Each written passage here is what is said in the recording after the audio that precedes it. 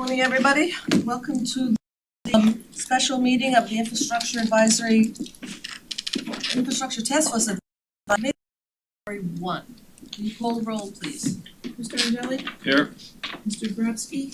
Mr. DeBree? Here. Mr. Partington? Yeah. Mr. Walters? Here. Mr. Zelman? Here. Mr. Lamberts? Here. And Chairman Manu. Here. The agenda for the meeting. To approve as written. Second. All in favor? Aye. Before we start our meeting, I would like to introduce Mike Lambrix, who is the newest member of our committee. Could you say a few words to the group? Yeah, sure. Thanks. It's great to be here. I born and raised in Fort Lauderdale and care about the city a lot. I ran for, most recently, commission for District 4 and remain very close friends with Warren, and I think we're in really good hands with Warren. And formerly served on the Board of Adjustment for the city of Fort Lauderdale. I currently serve on the Broward County Housing Authority Audit Committee.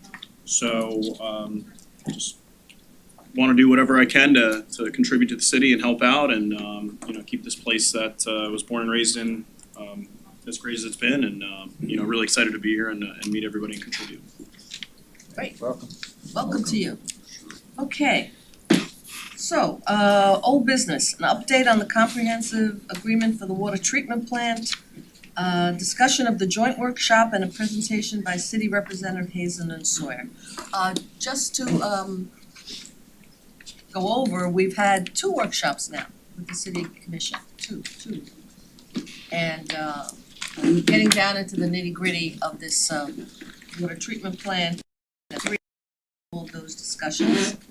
This is a further discussion about that, and the commission is going to meet on February 7, Tuesday, February 7.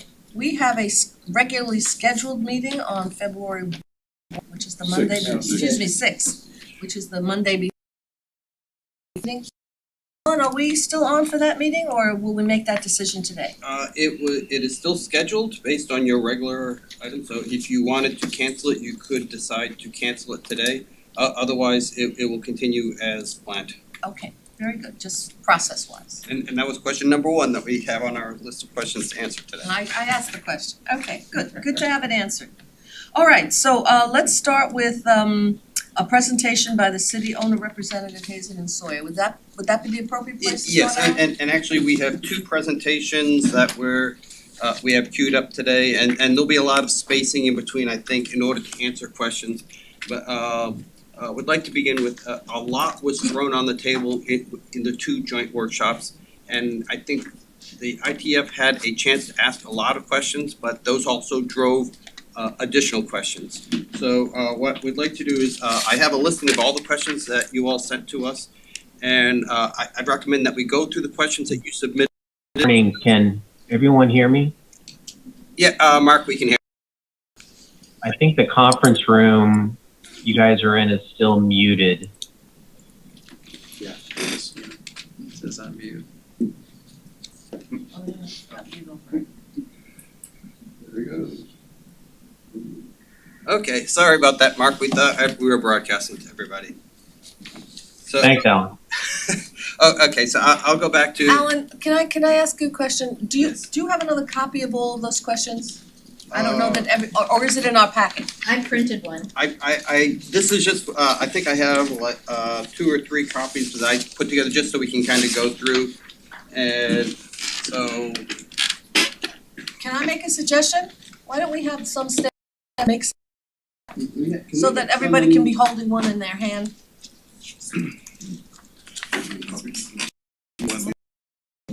Yeah, because I only know my questions, right? Exactly. Okay, so what I did is I tried to questions and go through and put them in a sequence order, and we assigned a general responsibility to first respond, knowing that probably Hazen, Sawyer, the city, and Ridgewood IDE that will have to provide parts of those answers.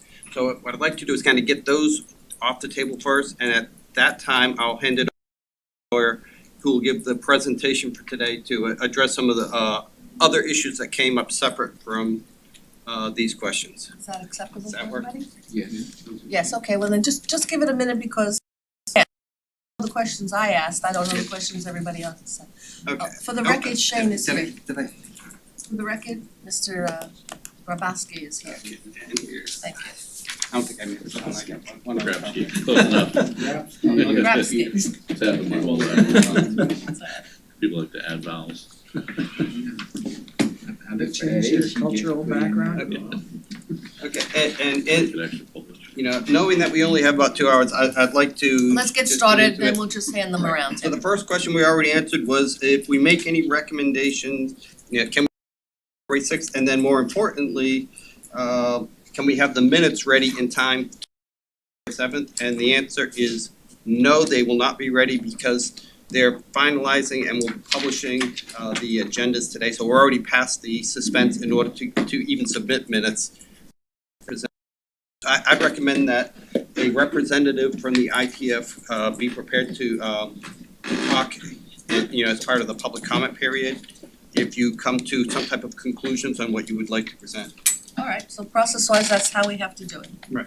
All right, let's Okay, keep so going. the next one is, this is dealing more with the Fort Lauderdale water system, 5-ash. Describe the city's agreement with the South Florida Water Management District for utilizing canal water to supplement raw water wells to be treated at the new water treatment plant. What construction is required to pump and transport the canal water to the new plant, and it's included in the proposed P3 contract. So this is specifically dealing with the C51 canal project, which the city bought 5 MGD of additional water capacity to augment what we get through our consumptive use permit. Three. Didn't I say 3 MGD?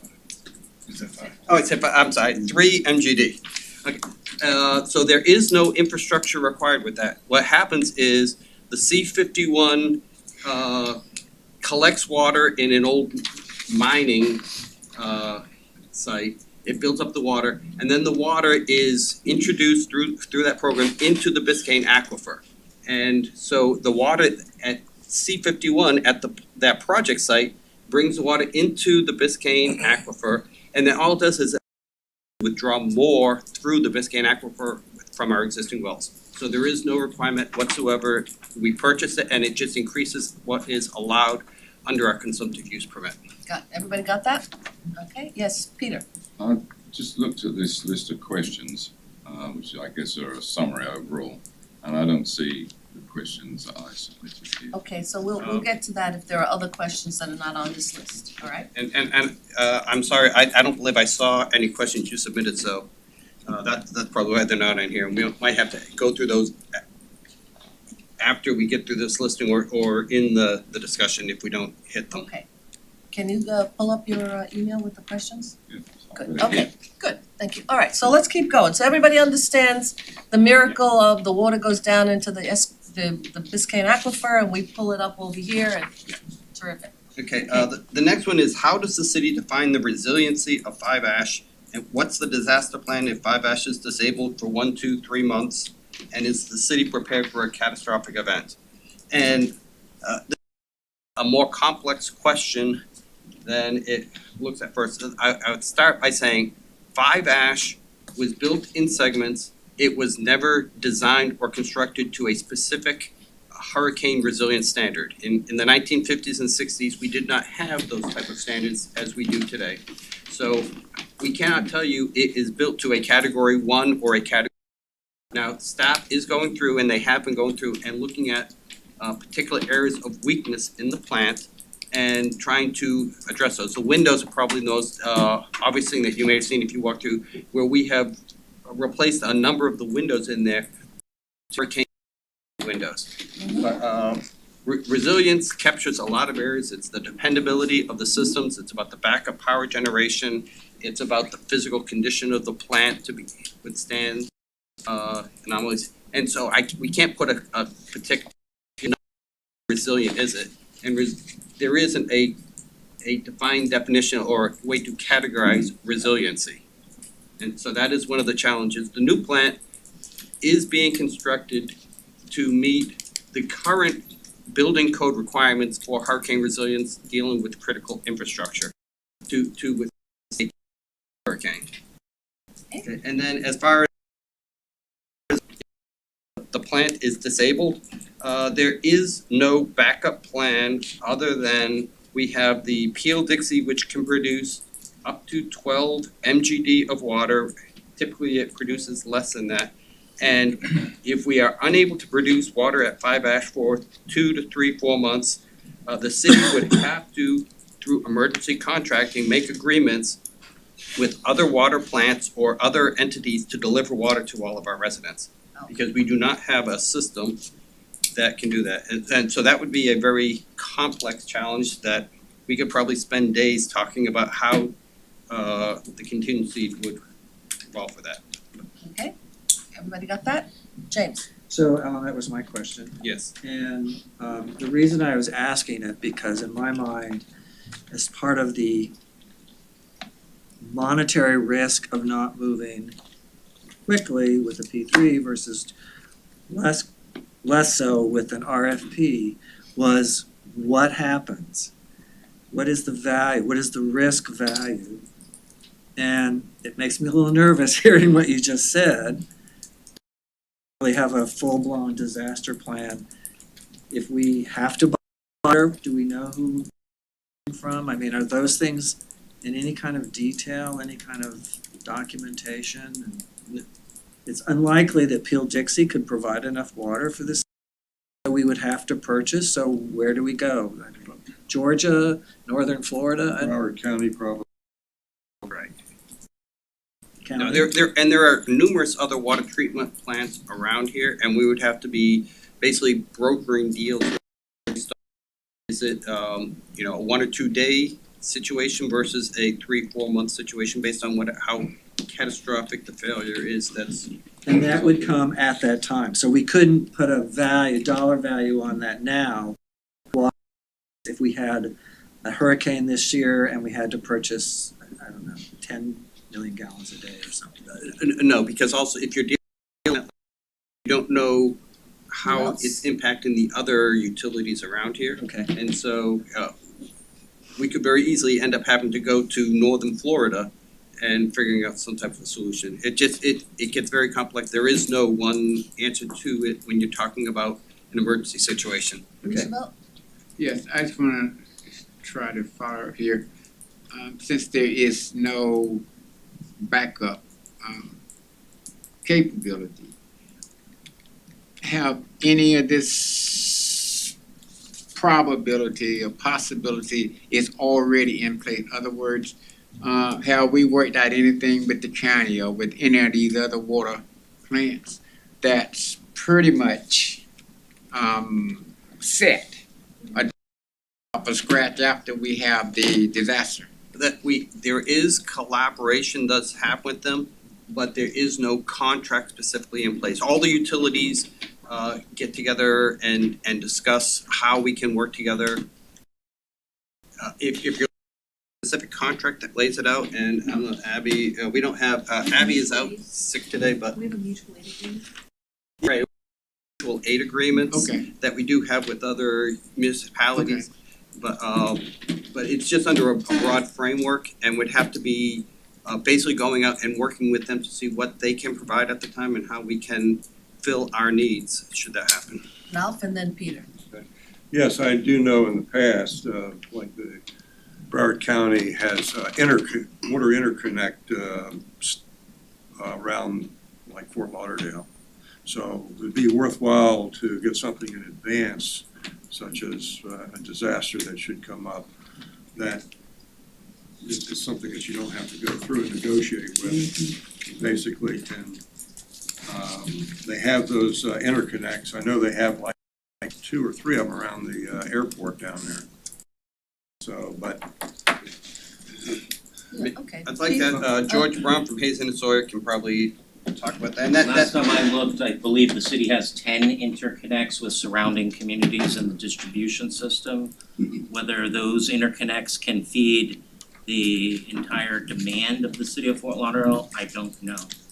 I know that the city has developed a hydraulic model of the distribution system recently, and maybe that answers can be determined through hydraulic modeling. Thank you, Peter. So I believe the city has an overall emergency response plan, which is in front of everybody in the emergency centre. We're going to emergency. Most likely emergency is a hurricane, and having been through Hurricane Wilma in that circumstance, an emergency is an emergency. A lot of the standard procedures go out of the window. For example, in Wilma, the first thing that happened was largely because of the trees pulling up the water lines, we lost water pressure. And then subsequently in the next few days, the major issue into the plant.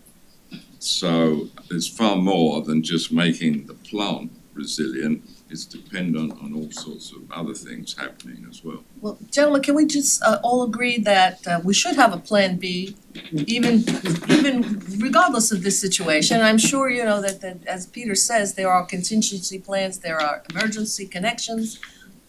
We should have that. Yes. So can we move on now? Yes.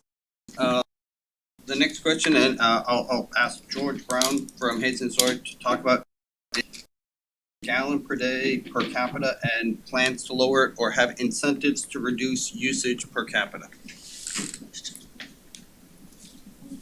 The last data that I have is from the city's water use permit.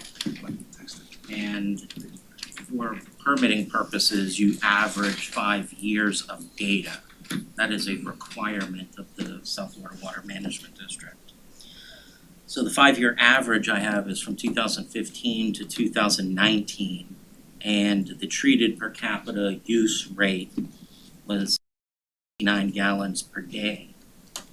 That's down significantly from the last water use permit update from 2008. Those data were for 2003 to 2007, 5-year average.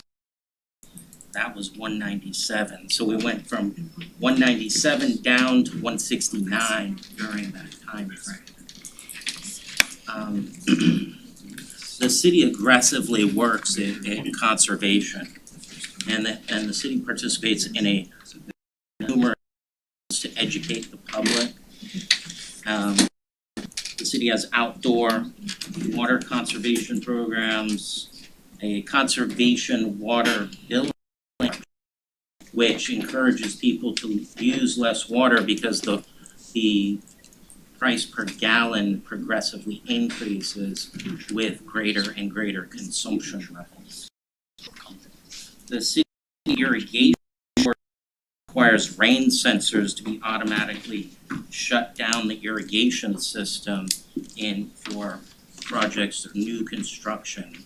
I believe it also applies to rehabilitated properties. The city has a water loss reduction program for its distribution system to identify water losses in the distribution system and take corrective action.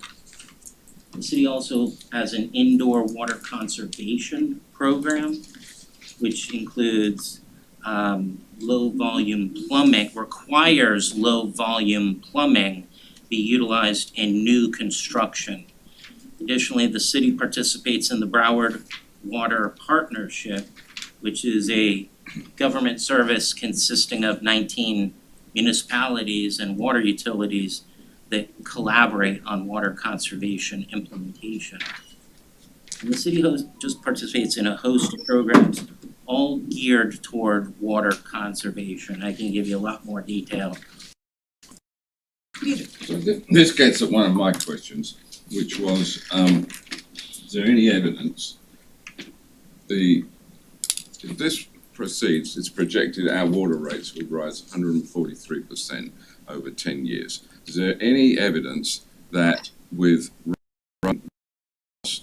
there is a decline in the per capita usage per head? I don't have information to answer that question. That's not my area of expertise. The city might be able to offer, city staff might be able to offer input on that, but Well, I'm going to suggest that if we push the rates up over 10 years, by 143%, you probably will cut down the water usage per head. And then that feeds back into the fact that we're locked in to pay for 50 MGD. Okay. Next question. The next question is there any redundancy to the system? Is the system well protected from hackers and ransomware attacks? And dealing specifically with the plant, will the city continue with SCADA with the new water treatment plant? Could you just describe what SCADA is for those people online and new people here? What is SCADA? SCADA is a system that collects data that also controls the system. So the SCADA system that we have is not linked to any kind of network for the outside. It's all internal, so no hackers can have access to it. And in a case of an emergency where what that gets by a hurricane or kind of event, another backup room that duplicates that SCADA system. So we have that ability, so that's not an issue. Okay. And the new plant will be built to the same or higher standards, looking forward to any type of cybersecurity threats. Got it. Sorry. You know, and I know you guys know heck of a lot about and but I don't know of any data system that can't be hacked. If it's data, it can be hacked. Yes, however, it is not, the systems in the plant are not connected to the internet. It is a standalone system, so someone would have to have physical access into the plant. I'm not saying it's absolutely 100% guaranteed, Okay. but we do everything in our ability to make that as difficult as possible. They would have to get physical access into the plant through the security things, be able to get into locked servers because control panels in the plant cannot change that is in there.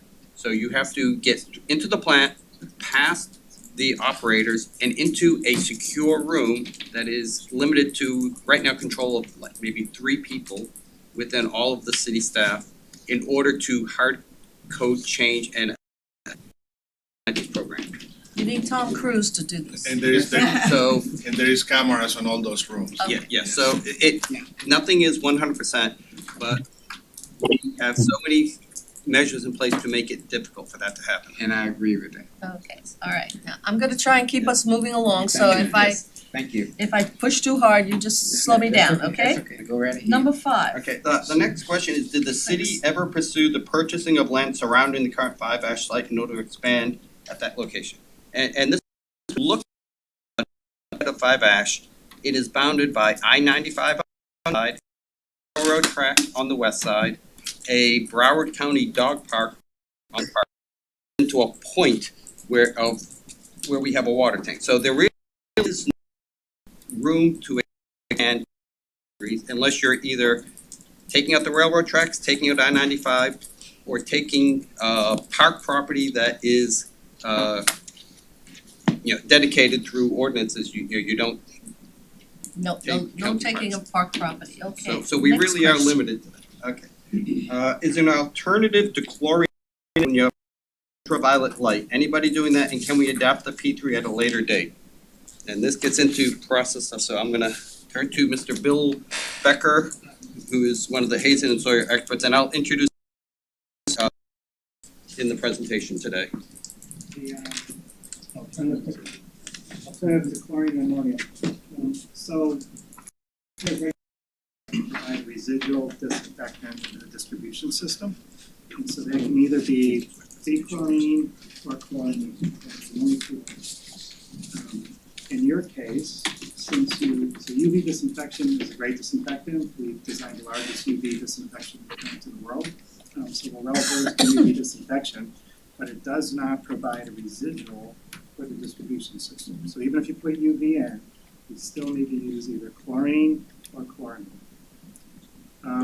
What drives your decision, or the decision any utility makes, whether they use chlorine or chloramine, the amount of natural organic matter that's in the finished water leaving the treatment. In your case, the raw water has a very high concentration of total organic carbon. And so that would have to be removed to very low levels to be able to do the treatment. So right now, with the current plants, or any process that does not remove the bulk of the natural organic matter, there is no alternative. So this was my question. So there's no way to not use chlorine at the 5-ash plant. You always have to have chlorine in the United States. That's a regulatory requirement. There's a minimum residual level that has to be achieved throughout the distribution system to ensure that the water that comes to the home is safe and pathogens. And the addition of the ammonia with the chlorine, my understanding, and please clarify for me, is do you have to put the ammonia in order to get the chlorine all the way down to the end working? That depends on the amount of organic matter that's in the water. Well, 5-ash has a certain amount of organic water. 5-ash has a lot of organic matter, 8 milligrams per liter, 10, 6 to 12, somewhere in that range, so a lot of organic matter. So in your case, you would have to add the ammonia in order to not violate the disinfection byproduct. There's two rules that have to be balanced. One is the disinfection rule, and the other are the disinfection byproduct. But going forward, the second half of that question, if P3 as it's currently considered, could they switch to chlorine? Yes, so that's exactly right, because the nanofiltration and the ion exchange will remove the bulk of the natural organic matter. Oh, from the water. I'm glad you said, so if we go with the nanofiltration, Yes. it removes enough of the organic material that we could go free chlorine at some point, maybe even ultraviolet, whatever the newest, greatest thing is. Well, you wouldn't. Free chlorine, let's, Yeah, you could go back to free chlorine. I mean, the city would have to do a study because you have, any pipeline has biofilms in it, and so as you're changing, you need to make sure that you're not going to destabilize scales without having a means of protection against okay, that. very good. Ralph? And my question is, my understanding, and I'm not saying it's right or wrong, but my understanding is that the reason that they add ammonia to chlorine, make chloramine, even though it dilutes just a little bit of the chlorine, it does extend the length of time that the chlorine or the disinfection properties are going through the pipe and everything like that. Yeah, so free chlorine is a stronger oxidant, Right. and so it'll react with organic matter, it'll react with materials in the pipe, so it decays more quickly. Chloramine is much more stable. Right. So the chloramine can get to further reaches in the distribution system. If you need air, in your case, you need air. Okay, does everybody understand the chloramine issue? Yes. Okay, moving on. The next question is, how much has the city accomplished in the 1 to 5 year recommendations of the 2017 CUSMP, the master plan? To be honest with you, we weren't able to go through and do any analysis on that. So it'll take a while to go through, look at the initial recommendations from 5 years ago, and then compare it to the projects that have been completed during that time, because projects have changed and priorities have changed since then. So it's something that we can probably have a future discussion on. Okay, but I mean, we have been sitting here for 6 years, and all during the 6 years, you've been giving us projects that have been completed. So we have a pretty good understanding of projects are ongoing, they're started, they're completed, and we're making a lot of progress. Yeah. But you just all in. Right. And we didn't have time to do any of that analysis for this meeting. All right, P3 process, next. Okay, so the next one is, assuming the city agrees to the P3 arrangement, how does the city oversee the design, build, operate, and maintain processes? Will the city contract with a consulting company to provide project management, the city in all processes, and interact directly with the P3 provider? And the answer to that is yes, it's changes over the course of the 30 plus years that this happens. During where we are right now, where we're and going to construction, we have already hired Hazen and Sawyer as our owner representative, and they will perform all of that to review the design, interact directly as it's being built, and to do quality assurance on behalf of, and they will make it is built to our standards, as well as we'll have city staff involved with that. But they will be the to provide project management services in that aspect. Once it goes into operations, then Hazen and Sawyer fades out and it becomes city staff who oversee our water distribution system and our current plants.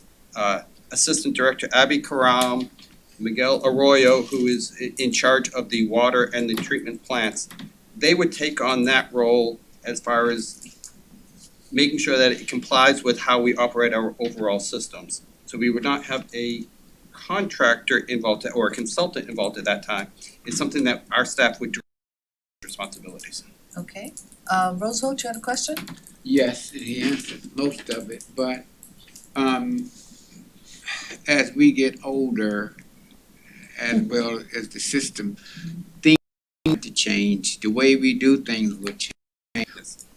Is responsible for implementing any new processes or adapting to new we move toward the end of the 30 years. Well, change will happen. Yes, it We will. see in the regulatory environment that we have had changes in the lead and copper rule that affects how we do business. We will see changes when they adopt the PFAS rule that will affect it. Within the contract is recognize that that change will happen, where either the city or the project company can recommend a change in the process, to put a new technology in there.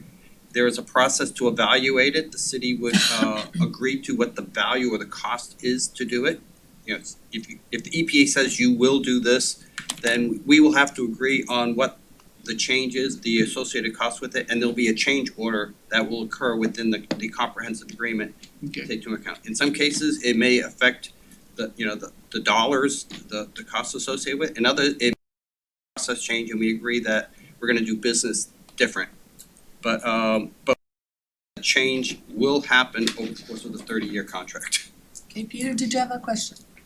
Yes, is that scope of work that you outlined for Hazen Sawyer, is that already within their approved scope of work? Yes. It is, and should the cost of that, when it is done, be added to the total cost of this whole project, or how do you look at that? So this contract that we have with Hazen and Sawyer has got 3 different phases. So right now we're on phase 1, which is looking at the P3 and reviewing all the documentation for the P3. There is 2 other phases. One is the construction management, and the other one is where the design review and all that. So all that is in that contract, but those 2 phases have not been exercised yet. So once the times come, we can go ahead and do that. And that will be added, I believe, I don't know. Just my question would be, even if we construct ourselves, it would be the same cost, correct? Yeah, Because we yeah. would still need those services. So I guess on either side of the ledger, that amount is there. Actually, Susan, if we do it ourselves, there will be an extra charge because we have to do the DCP, so that would be Yes. more. Well, unless you do it in-house, whatever process is done, you need some sort of construction management, so. And that is in that contract. Yeah. Okay, Okay. second question. Good to know. Okay, and the next question is, during the workshop, Commissioner Herb said that there had once been at one time there was a parallel approach to placing the water, looking at both an RFP process and the P3 process. And he asked if that was correct and what happened with the study of the RFP. So we went back, we pulled up the CAM June 15th, where their contract was awarded. At that time, it was a recommendation to fund a contract for both phase 1 and phase 2, the project management and the for $2.5 million.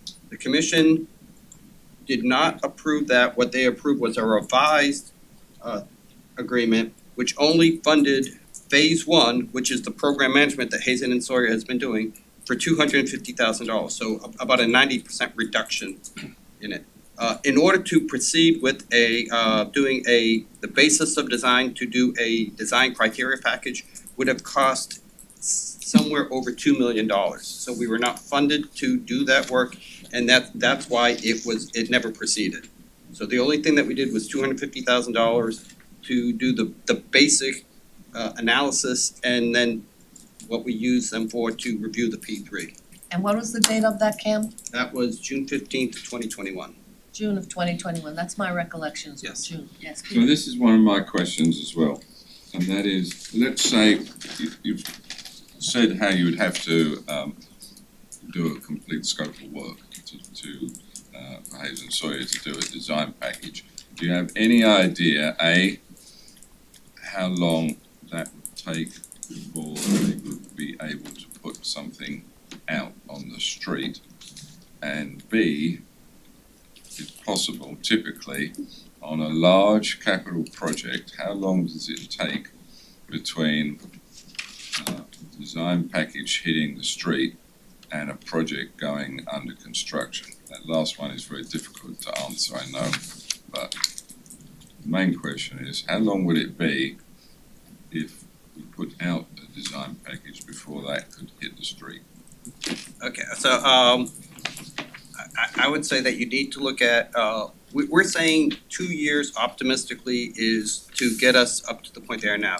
So that what that would require is we would have to go through and do, first of all, a budget amendment to provide $2-3 million, whatever it ends up being. We would have to negotiate a task order with Hazen and Sawyer to actually construct the design criteria package.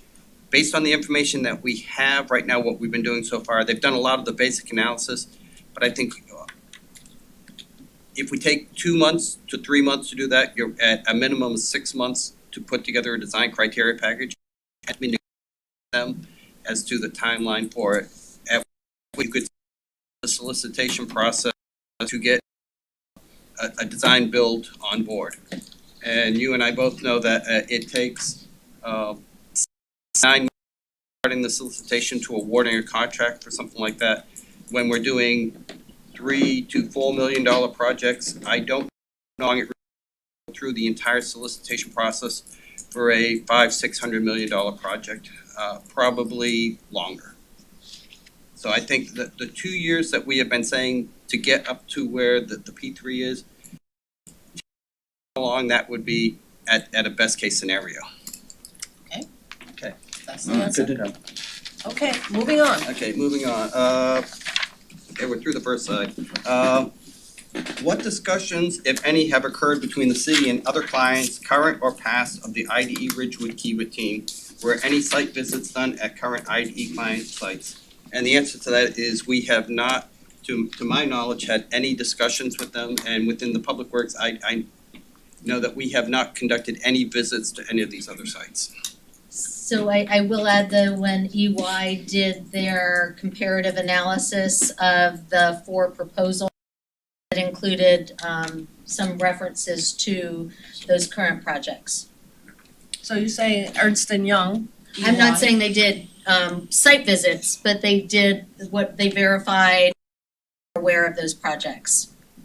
So these guys didn't walk in off the street. Ernst & Young vetted all of them. I remember Correct, that all process. all four. Okay. I'm just gonna make a comment Yep. though.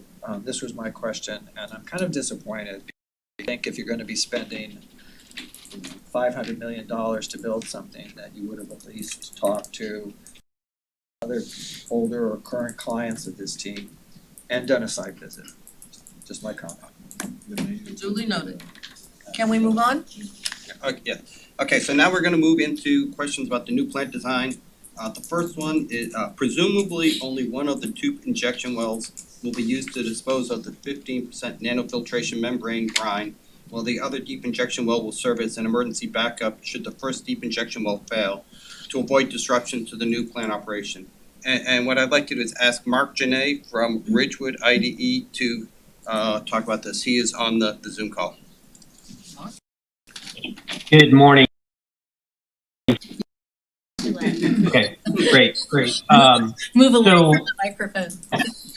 Sorry, I won't project my voice as much. So that's correct. The wells, we will certainly be utilizing both wells intermittently, meaning we'll use one just to ensure that we're maintaining both but we will never need to be using both wells at the same time. And in a sense, essentially we'll always have one well as that backup. There's also a process from a regulatory perspective that every, I believe it's 5 years, you go through essentially a re-permitting process. And in doing that, you need to be able to run one well to do the testing while you're continuing to use the other well to operate the plant. So that's another reason why we have the 2 wells. Okay, whose question was this? Was this yours? Is that, I was just confirming my previous experience. okay, moving on. And in the same light, Mark, if you can answer, will any of the Prospect Wellfield existing raw wells, water wells, be lost in the placement of the 2 deep injection wells that DEP require? And along with that, DEP requires a 500-foot separation distance pursuant to Regulation 62-528 between the deep injection wells and any existing raw water wells or bodies of water. So can you talk a little bit about the alignment of the 2 deep injection wells? I can, and in fact, that was certainly something in identifying a location to construct those 2 disposal wells. Those locations were specifically identified that stayed out of the 500-foot buffer for the wells that we need to be considered as operating and producing the feedstock water. So none of the wells will be impacted. We're good. Okay. And then, Mark, this one here is also for you. Regarding the chemical and electric budgets, the design requirements for the equipment is listed and the allowance is sometimes very much higher. Is that multiple machines or something else? Can you talk a little bit about the chemical and electric? Definitely. So just as a point of reference for everyone, those chemical and electrical guaranteed consumptions are identified in the comprehensive agreement annexes L1 and L2.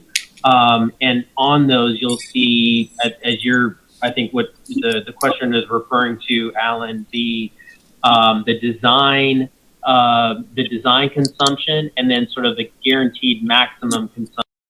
And the difference there is that this actually ties another Annex G, which is the feedstock water quality. And there are a number of parameters that are listed there. We've designed, and really anyone designing would design around sort of a nominal or sort of average condition. You know, what the expected average values are going to be. However, there could be times when perhaps certain wells are being utilized, and or we're also at a higher flow rate that we will need to use additional chemicals and or additional power to continue to meet the requirements of annexes H1, H2, and H3, which to the finished water quality. So that kind of defines that upper limit. Times where we may need to use a little bit more power, a little bit more chemical, but we also then have to, stay in that maximum consumption. If we exceed any of that, the project company pays for that. Okay, this was my question. I did notice in those appendices that there was a considerable distance between the budget and the permitted. Sometimes as much as, like 10 times as much. Do you think that that's reasonable? That that's a reasonable, obviously you do. You must think that that's a reasonable range. Marilyn, I might be a bit confused by the question, and the reason I say that is I'm actually looking at the Annex L1 right now, and for the electrical, as an example, the estimated design is 5,460.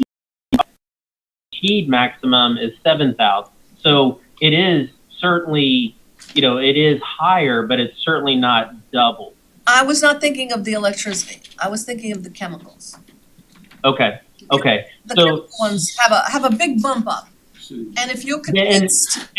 And that, again, Marilyn, it goes to the fact that we have to assume sort of potentially worst case scenarios where, the way we use the parameters that we have to treat for are all hitting, and at times those parameters, if 2 or 3 parameters are higher, it can impact a number of other aspects to the treatment process that, that in order to ensure that we're meeting the finished water quality standards. So, there are times where, they are going to see those much higher uses of chemical in those unique conditions.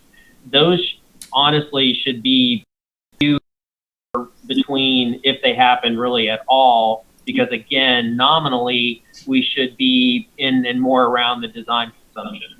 Okay, now I understand. It's a factor of the water coming in. Right.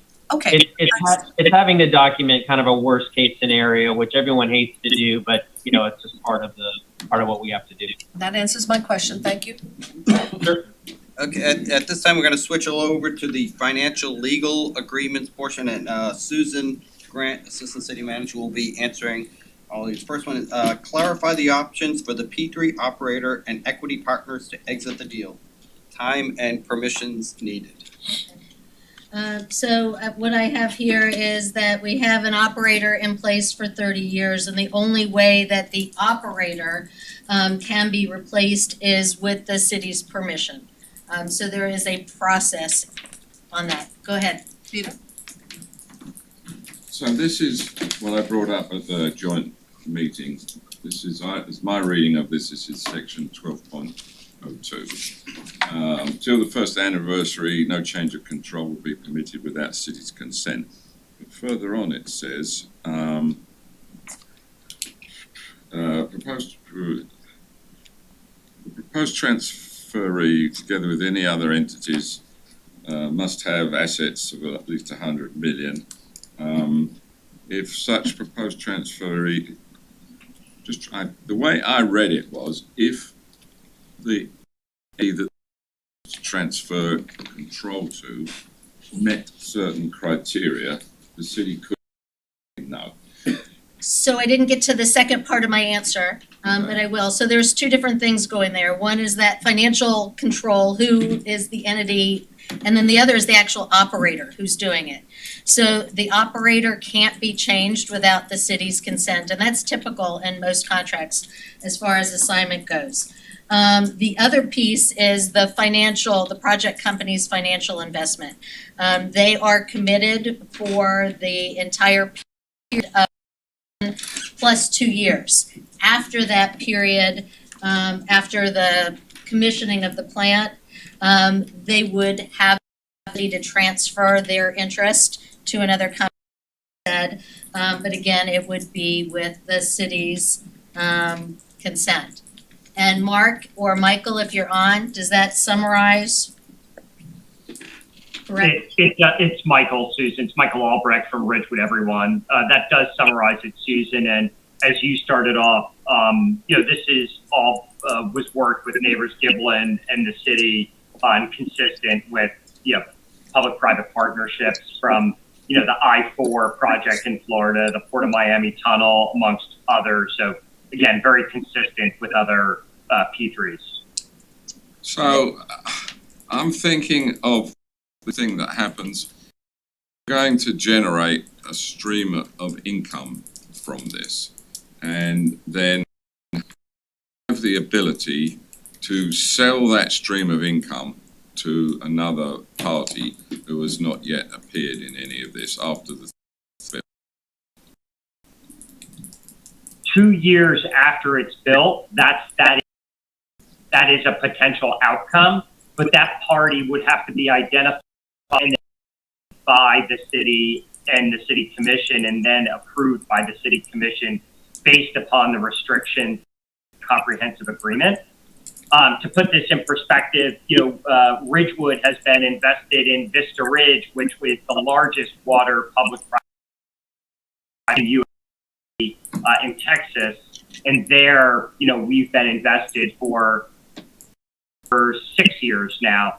So it's again but our goal certainly is to, and we have to guarantee to bring the project through construction to commercial operation, the engineering and operational criteria that the city has required, as well as throughout operations and all the criteria that the city has required. So first and foremost, that's the entire project team, not just Ridgewood's collective goal.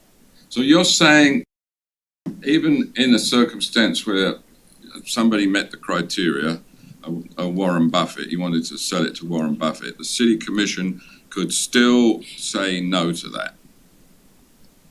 It can't be unreasonably withheld. So if it meets, and I don't have all the criteria, but if it meets, then the city would allow that transfer to happen. But hence the criteria. So you're correct. If Warren Buffett, as an example, met all of that criteria, then in box. But the day-to-day is the operator that cannot change. So, and that unreasonably withheld language is that we. And we've been burned before on that, so excuse our skepticism. Yes. Okay. Exactly. Do you have a question? Yes, Ms. I just have one question. Let's say within those first 2 years, that is somewhat guaranteed that the operator fell on financial, who is responsible for replacing that company? So when you say fell, I mean that you're They went saying that bankrupt. they walked away Yes. from the project. I mean, at that point, we would pick it up, and there are provisions in there as far, I mean, that would be considered a default under the contract, and there's provisions in there that would deal with those. The subordinate bond would always have to be paid back. That was the $121 million that they invested in the project. So we would have to continue to make that payment for the capital expense. But we wouldn't be responsible in that case for the availability payment, the other piece of it. And would also note the process in place for replacing, if that were to occur, as unlikely as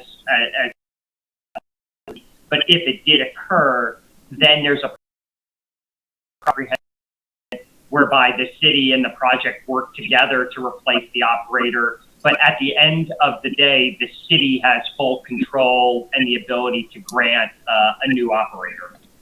That's their full permission. So that's not unreasonably withheld. That's their. Correct. Okay. At complete discretion, Maryland. That's right. Thank you. Thank you. The next question is dealing with charge. When did and when does it end by ordinance? How much has been collected or will be collected? And is it, can it only be used for the water treatment plant? How are our intentions to maintain it?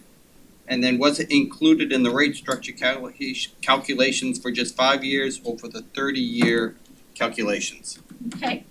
So the extra 5% was instituted October 1st of 2021. So if you remember, what was programmed was a 3.6% increase in water. I think it was a 7% increase in water, 5% a year increase.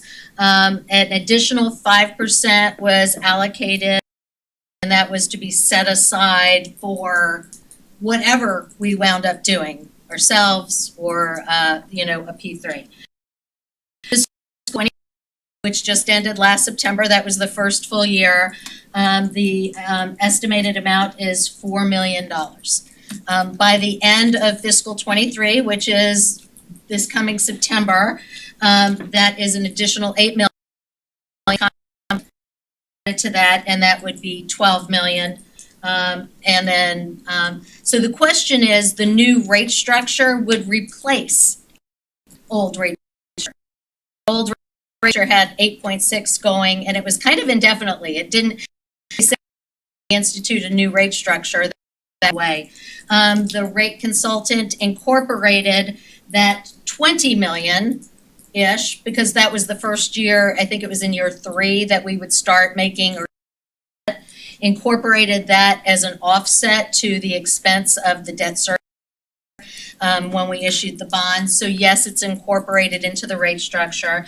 What we are looking at, that 139 or 143% in year 10, is all inclusive. It's not like the extra 5% is on top of that. So we've already spent the 5%. In other words, if you said it was incorporated in the 20 million, give or take, it's already been incorporated into the structure. Structure that we are looking at if we issue the, our debt and we enter the P3. So We've actually spent it. We're anticipating spending it. yeah, I mean, it would offset the debt service, which is the capital expense, our portion of the capital expense of constructing the plant. So that's the answer that I was looking for. We're with that 5% is continued in the rate structure? It's incorporated in there, so it's not like it's when you look at if we do this, we're gonna bring a new rate structure to the commission that would be effective in October. So we're using it to pay down the debt? Yes, but again, it's incorporated into that 139, it's not 5% of that over the 10-year period. Peter? So let me ask the question another way. If we weren't where we are, nobody ever talked about our water rates approved to be going up at 8.6% annually. So prior to the consideration of any type of water plant, either ourselves or other, it was gonna go up a year. That's probably adjusted now because of inflation. I think would have gone up more than we anticipated when we did 6 a year, and that was what was programmed. 7% for the sewer, Yeah. blended 5%. So the additional 5 was put on last year to say, hey, we know we're gonna do something. This is just, starting earlier rather than later to put some money away that we could use to offset if we build a plant ourselves or to put towards a P3. So I'm going to suggest that were we going to do it all ourselves, our water rates would probably have to go up at the 8.6% almost in perpetuity, and the 8.6% over 10 years or something is probably well over 100% increase in 10 years, as opposed to 3% 10 years with the P3 proposal. Is that a roughly correct summary? Yeah, but then we wouldn't have a water treatment plant. Well, no, we would, because we talked about, I think there might have been a scenario that we ran, the do nothing scenario, right? And that might have been. It'd be more of the scenario where city-owned and funded, yes. So yeah, we've ran that, and obviously when you're doing that, you're using estimates, right? So we ran an alternative. So here's what we're looking at the P3. Here's where we're looking at city doing it ourselves, and that would be financing 100% of it. Had to make the assumption that it would cost the $485, right, with that technology. When we ran that numbers, the answer was yes. It would cost less, assuming it was 104, the 485, but not materially less. P doesn't incorporate is if it takes those extra 2 years that you were talking about, and if the plant is 485, and if construction inflation is 10% a year, then that plant over 2 years will cost $100 million more.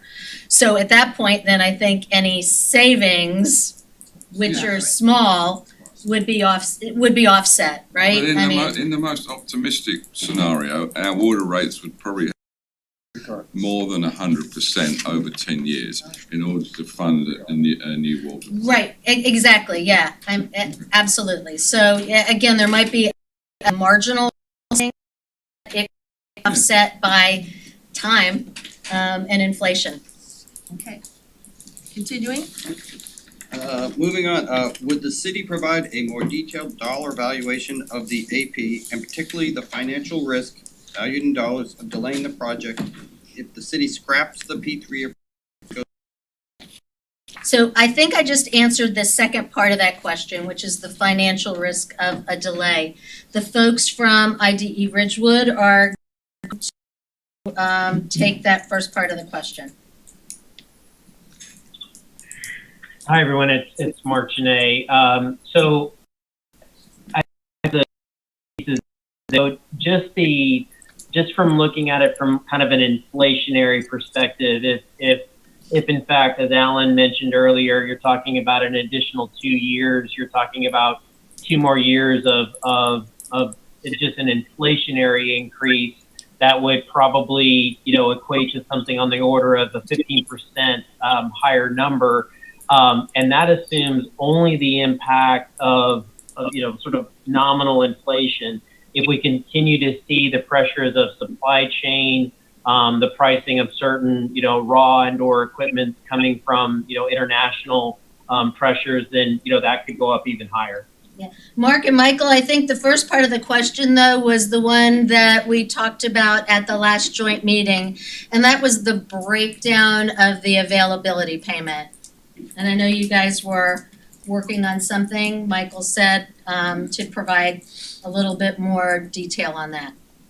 Okay, sorry, Susan. So the breakdown kind of on the operating cost components, the vast majority of that, approximately 75%, goes to the repair, replacement, and maintenance budget, and the cost for consumables. So whether it's a piece of wire that's needed to fix the pump, or it's actually the cost of the pump itself.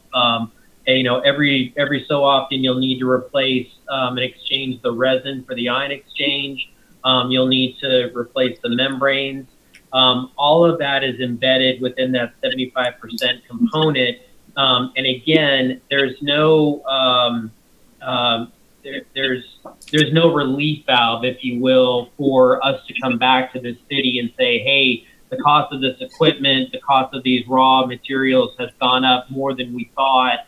That's our risk. And so that's where the vast majority of the cost goes. That remaining 25% goes to a few things. Approximately 5% of that number goes to the kind of the small labor force that IDE will be providing on site.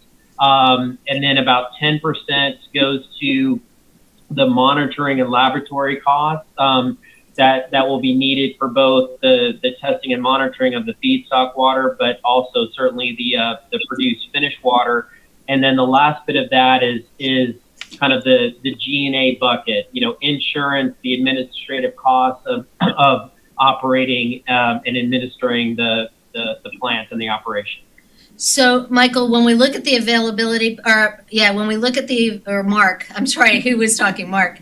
When we look at the availability payment, it includes the subordinate bond, which is your capital investment, and then the other piece. So the breakdown you just gave was for that other piece, right? So if you look at the availability payment and total, a percentage of that is also your return of the CapEx, correct? Correct. So what you were breaking down was just the non-CapEx portion of the availability payment. Correct. That's exactly right, Susan. Okay. Peter, that was good? Yeah. Okay, very good. And the last question that we had on here was, what specific penalties exist to IDE, if any, for the delays in the project being delivered more than 42 months? And specifically asking for clarification on section 4-10 of the comprehensive agreement. Got it. So we have our commercial operation date, and there is a period of time that's allowed, I guess a grace period. So after 6 months, liquidated damages kick in, and those are $8,000 a day. After 18 months, it represents a default, and that by that time, the liquidated damages would have been $2.8 million. So $8 a day are the liquidated damages. So, I have a Yes. couple questions. Sure. So, on the one what you just answered, I'll have to ask someone else, maybe Hazen, is that typical?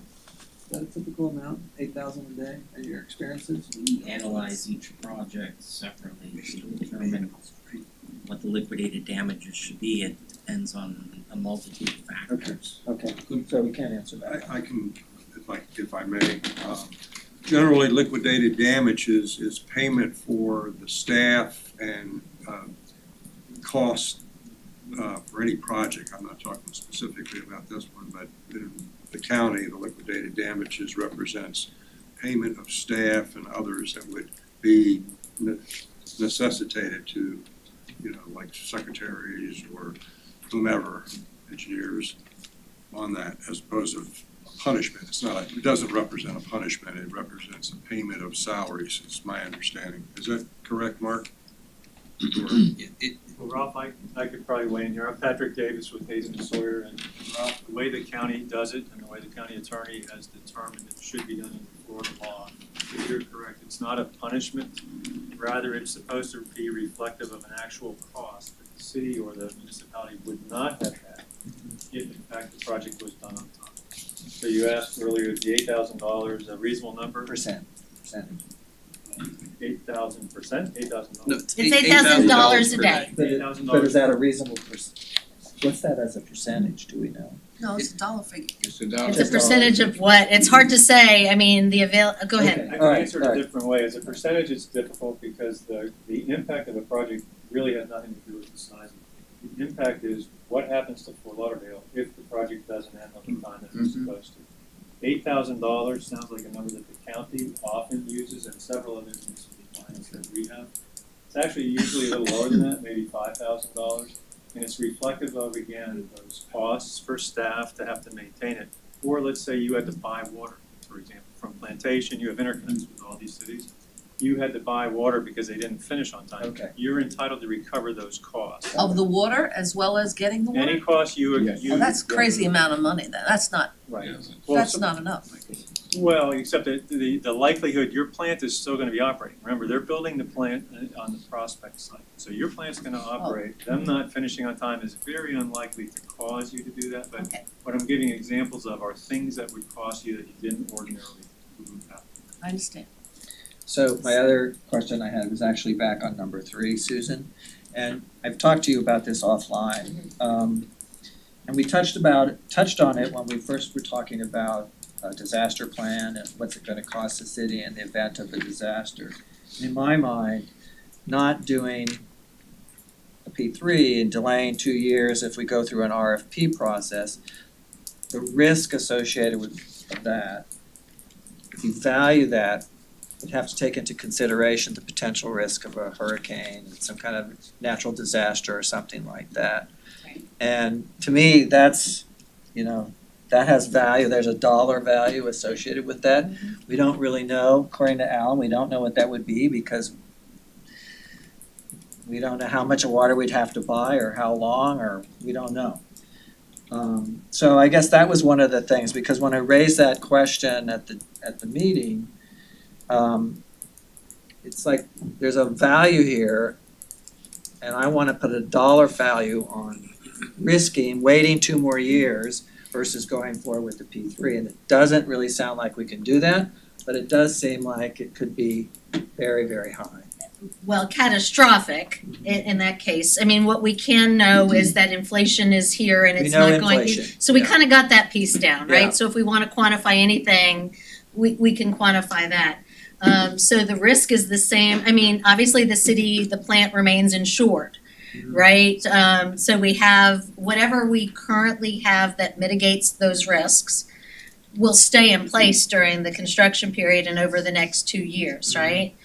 Or the construction period. I don't know, it's hard to say, again, that's a risk that exists now. Yes. And I think if we were to make the decision on Tuesday that we are not moving forward with P3, we would then have to reevaluate the timeline and then look at what projects we are not doing at 5 Ash that we probably should to guarantee its additional lifespan.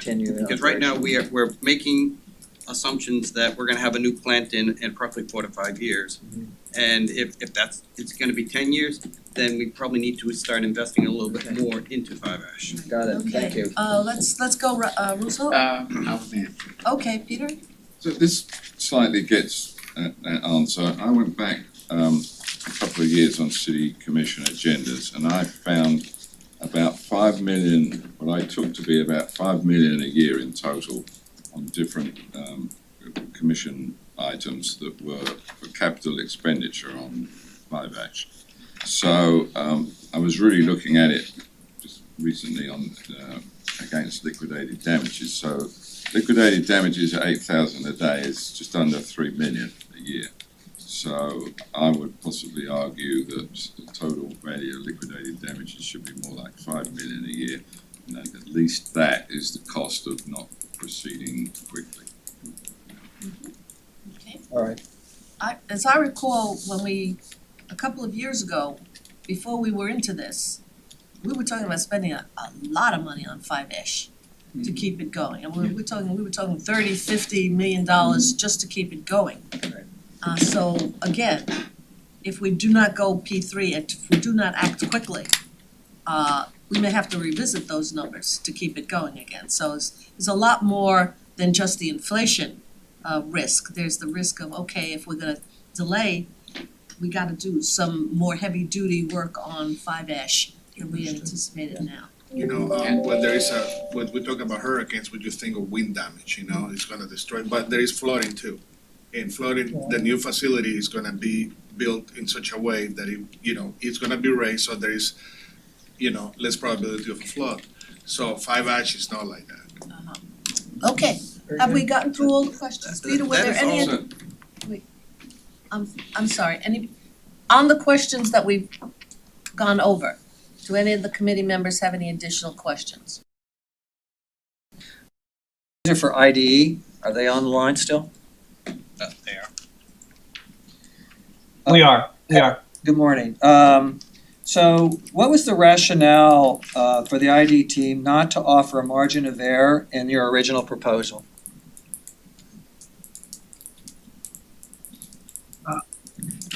What do you mean a margin of error? I don't understand. Yeah, I don't. Well, when Ernst & Young did their assessment, trying to compare these different proposals together, there was a page called cost certainty, and it talked about margin of error. And the other three proposers listed a percentage. IDE said price guarantee. So why wasn't there a margin of error submitted by IDE? When we submitted our proposal, it was we didn't include a margin of error because we had done enough work that, we were submitting that fixed price. There was no need to, provide for, anything increasing at that time. So if I was gonna redo my kitchen and I wanted to spend 40,000, the contractor would say, you better put aside 20%. So are you telling me you guys don't do that? You don't have contingencies?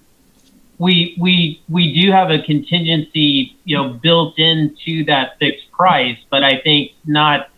I guess I wasn't looking at it as an apples to apples comparison. The other proposers said we're not guaranteeing any kind of a price. We're including a margin of error because we haven't done the work yet. We did the work, and part of that, certainly in that fixed price, includes a contingency. That's, yeah, definitely. And just to quantify that a bit further, I want to say our contingency is in the 5 to 10% range. Yeah, and I will add that the EY is the one who added those margin of error in the financial analysis, and they did that based on industry statistics as a result of if a project is at 5% design, here's the margin of error. If it's at 10% design, here's the margin of error. So they're established criteria, and they applied those. Okay. See, to answer that question as well, James, that's what we're kind of paying for if we do a P3. Because if the city does a traditional design bid build, for example, we would put it out with a 10% allowance for contingencies. But, we never know exactly how much that contingency figure is going to be. The P3 assumes that risk for us. Well, Peter, the other proposers submitted a percentage. That's all I'm saying. No, but the percentage. But when we get, No, they when we didn't. No. finalize it, They let us know what percentage of well, that's the percentage they submitted. Hey, we're at 10% design, we're at 5% design. Ernst & Young attached the margin of error based on that, and they have industry statistics on that. Based on an industry standard associated with the level of design. This was not a contingency. This was based upon the level of design of the other proposers. Ernst & Young said you can't trust that number within a certain percentage, so that the commission could make the decision, oh yeah, this guy said he would do it cheaper, but he's only at 5%, and Ernst & Young said, don't trust that, that's gotta be a higher number. Right. So I understand where you're coming But with the IDE contingency, guaranteed their price at and they $385. guaranteed it. Okay, moving on. So Susan, Can I answer a follow-up on that, Madam Chair? Sure, certainly. The contingency fee, if the city did it, this money is set aside in case there's a need to invest more than what they set aside, is that correct? Well, any project that we do has a contingency built in, right? Okay, when the P3 says a 10% contingency and nothing goes wrong, what happened to the 10%? They keep it. If it goes over, they eat it. That's part of that risk transfer. That's the guarantee. Mhm. He said, they say we will do it for this amount of money, okay? so I next don't care question. what inflation is, I don't care what the contingency is, I don't care. I personally don't care. They said they're gonna do it for this. So Susan, in the AP increases after year 5, it's 2.5%. Is that for inflation purposes? Yeah, and it's their cash flow model, and that's what we negotiated. Okay. So again, going back to the E&Y review of the different proposals. Yeah, and I have it up too, so. IDE proposed a 1% inflation differential. Can you guys explain that? That was their initial proposal. After the prices went up, we talked about us doing the 75% of the financing, and just changed their cash flow model. So rather than that 1% a year, it changed. And that's what we negotiated, the 5% for the first 5 years and the 2.5% thereafter. Okay. My last question for IDE, I saw in one of the handouts that the delivery time increased from the original proposal of 36 months to now we're talking 42. Can IDE explain why it changed? That was a direct result of the supply chain pressures that are now being realized sort of globally and for all projects. The time it takes to get equipment, get materials, even get labor, just materially increased, and that's why we had to add the additional 6 months. So my final question then, and I'm not sure who can answer this, but if the comprehensive agreement is signed this month, February, when would the month and year be of the new water treatment? When would it go live? 42 months later. Right. So what's 6 months from February is September, October of 2026. Okay. So it's guaranteed 42 months after signature. Correct. Okay, thank you. Okay, now, Peter, were any of your questions not on that list? Pretty much all of my questions have been answered, except one, which is, this is for Susan. You did a spreadsheet that you shared with the chair that she then shared with us, and that you have a summary tab. What is wrapped debt service as opposed to level debt service? So we have existing debt in the water plant.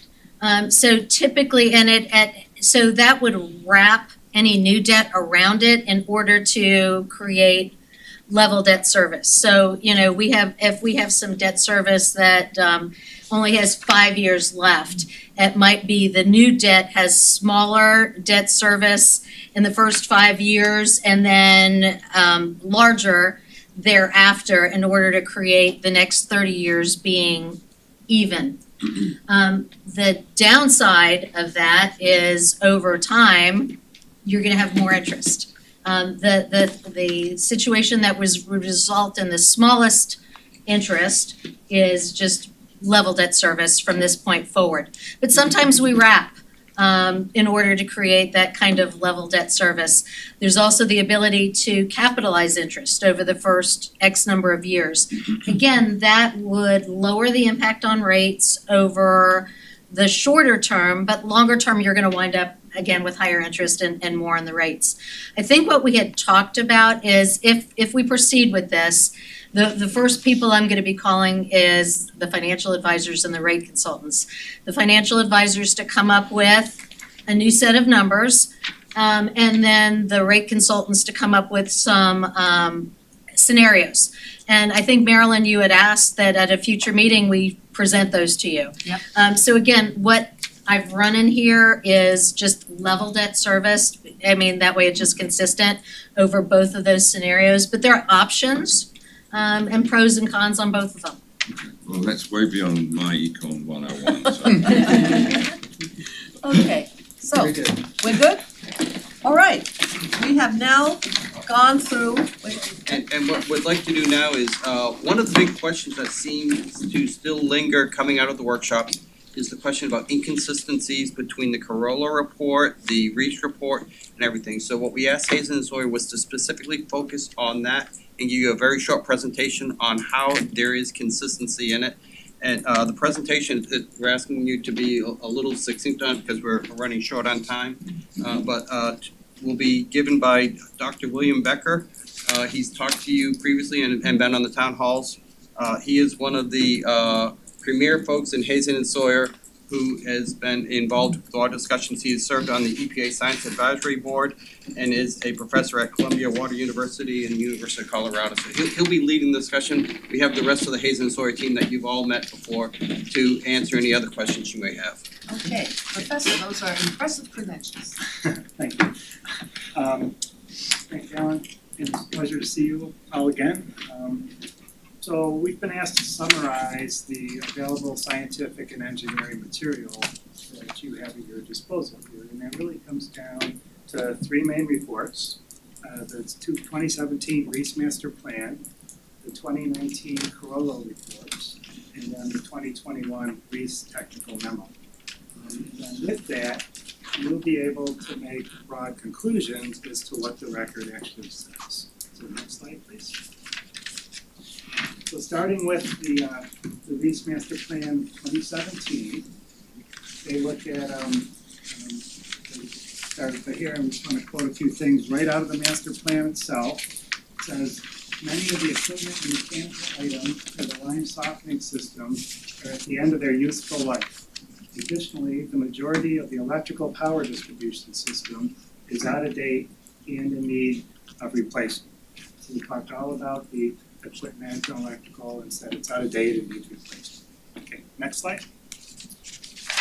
Excuse me, sir, can we go back just a minute? Sure. Because I saw something that I didn't see before. More than half of the equipment is not in a conditioned environment. It's subject to humidity, heat, and corrosive atmosphere. The whole plant itself, it's the atmosphere and the conditions in the plant are not conducive to continued viability. Is that what they're saying? I didn't see that before, thank you. So the next slide then is they looked at some, color removal has been a struggle here for many years, so they've looked at some alternatives for that.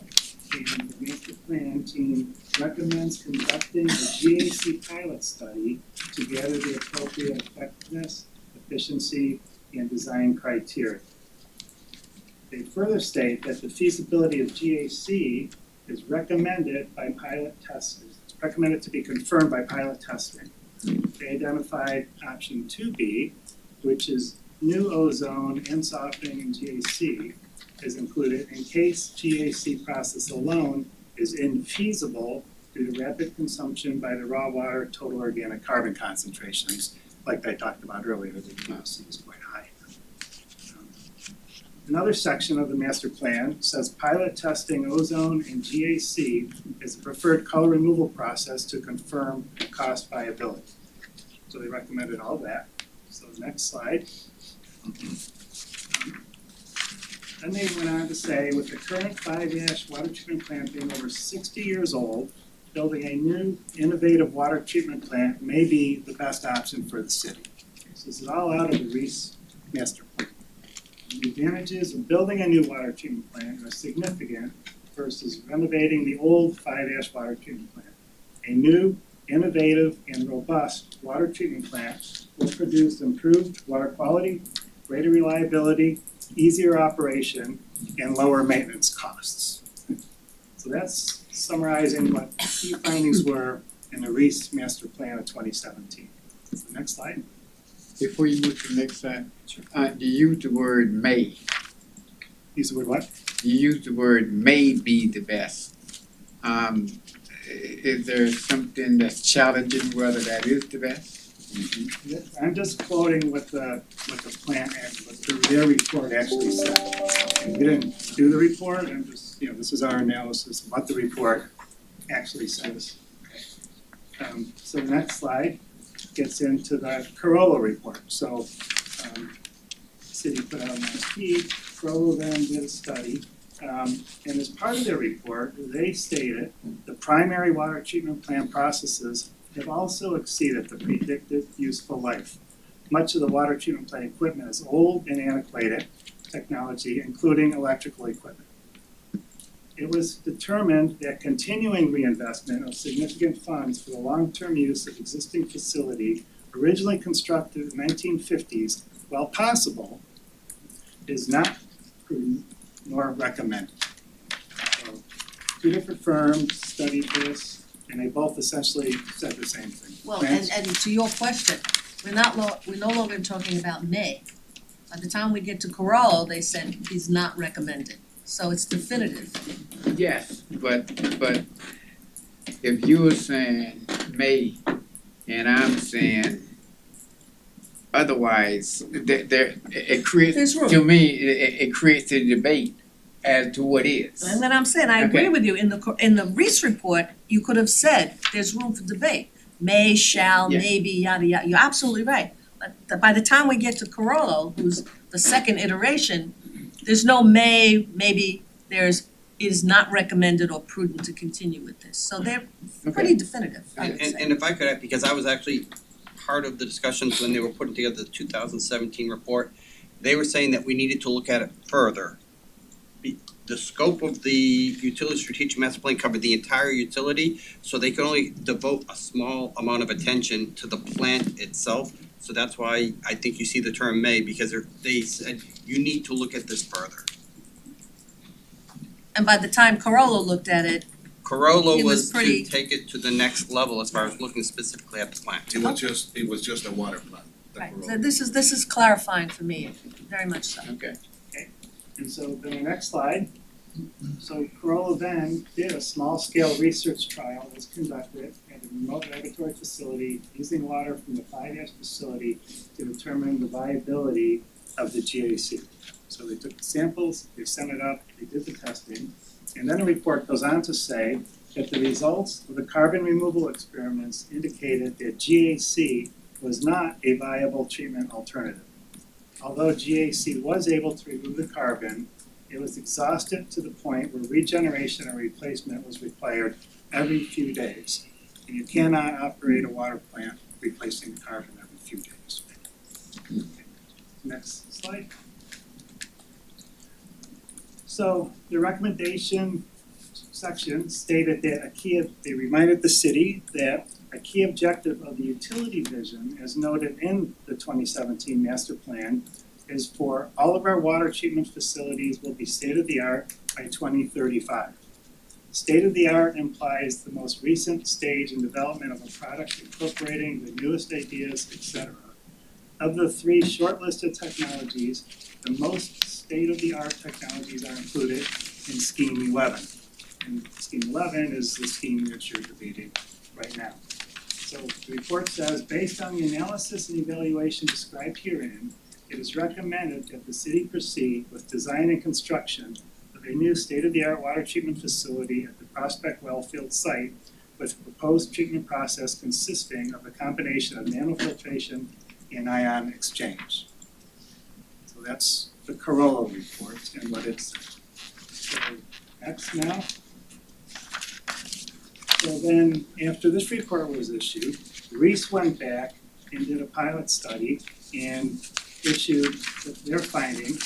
And from their report, they point out that it is well understood that GAC itself is not a viable process of fly ash due to high raw water organic carbon levels, but is commonly used as biological filtration. So this is Reese now. In the next slide. So then they piloted it. A pilot scale water treatment process was mobilized and operated from February to April of 2021 at 5S to identify feasibility and operational capital costs associated with implementing an advanced oxidation process, AOP, combined with biologically active carbon, BAC, treatment abbreviated AOP BAC to replace the existing dual media filters and provide short-term color removal while the city pursues options to replace 5-ash water treatment. So I look at this as a shorter-term option or a longer-term option. So next slide. And these are the results of the pilot study that's in the Reese Master Plan report. I want to orient you here a little bit, but this is color units on the y-axis, and this is date on the x-axis, and there's a lot of lines. Okay? The green line is water that came out of the ozone contact lines.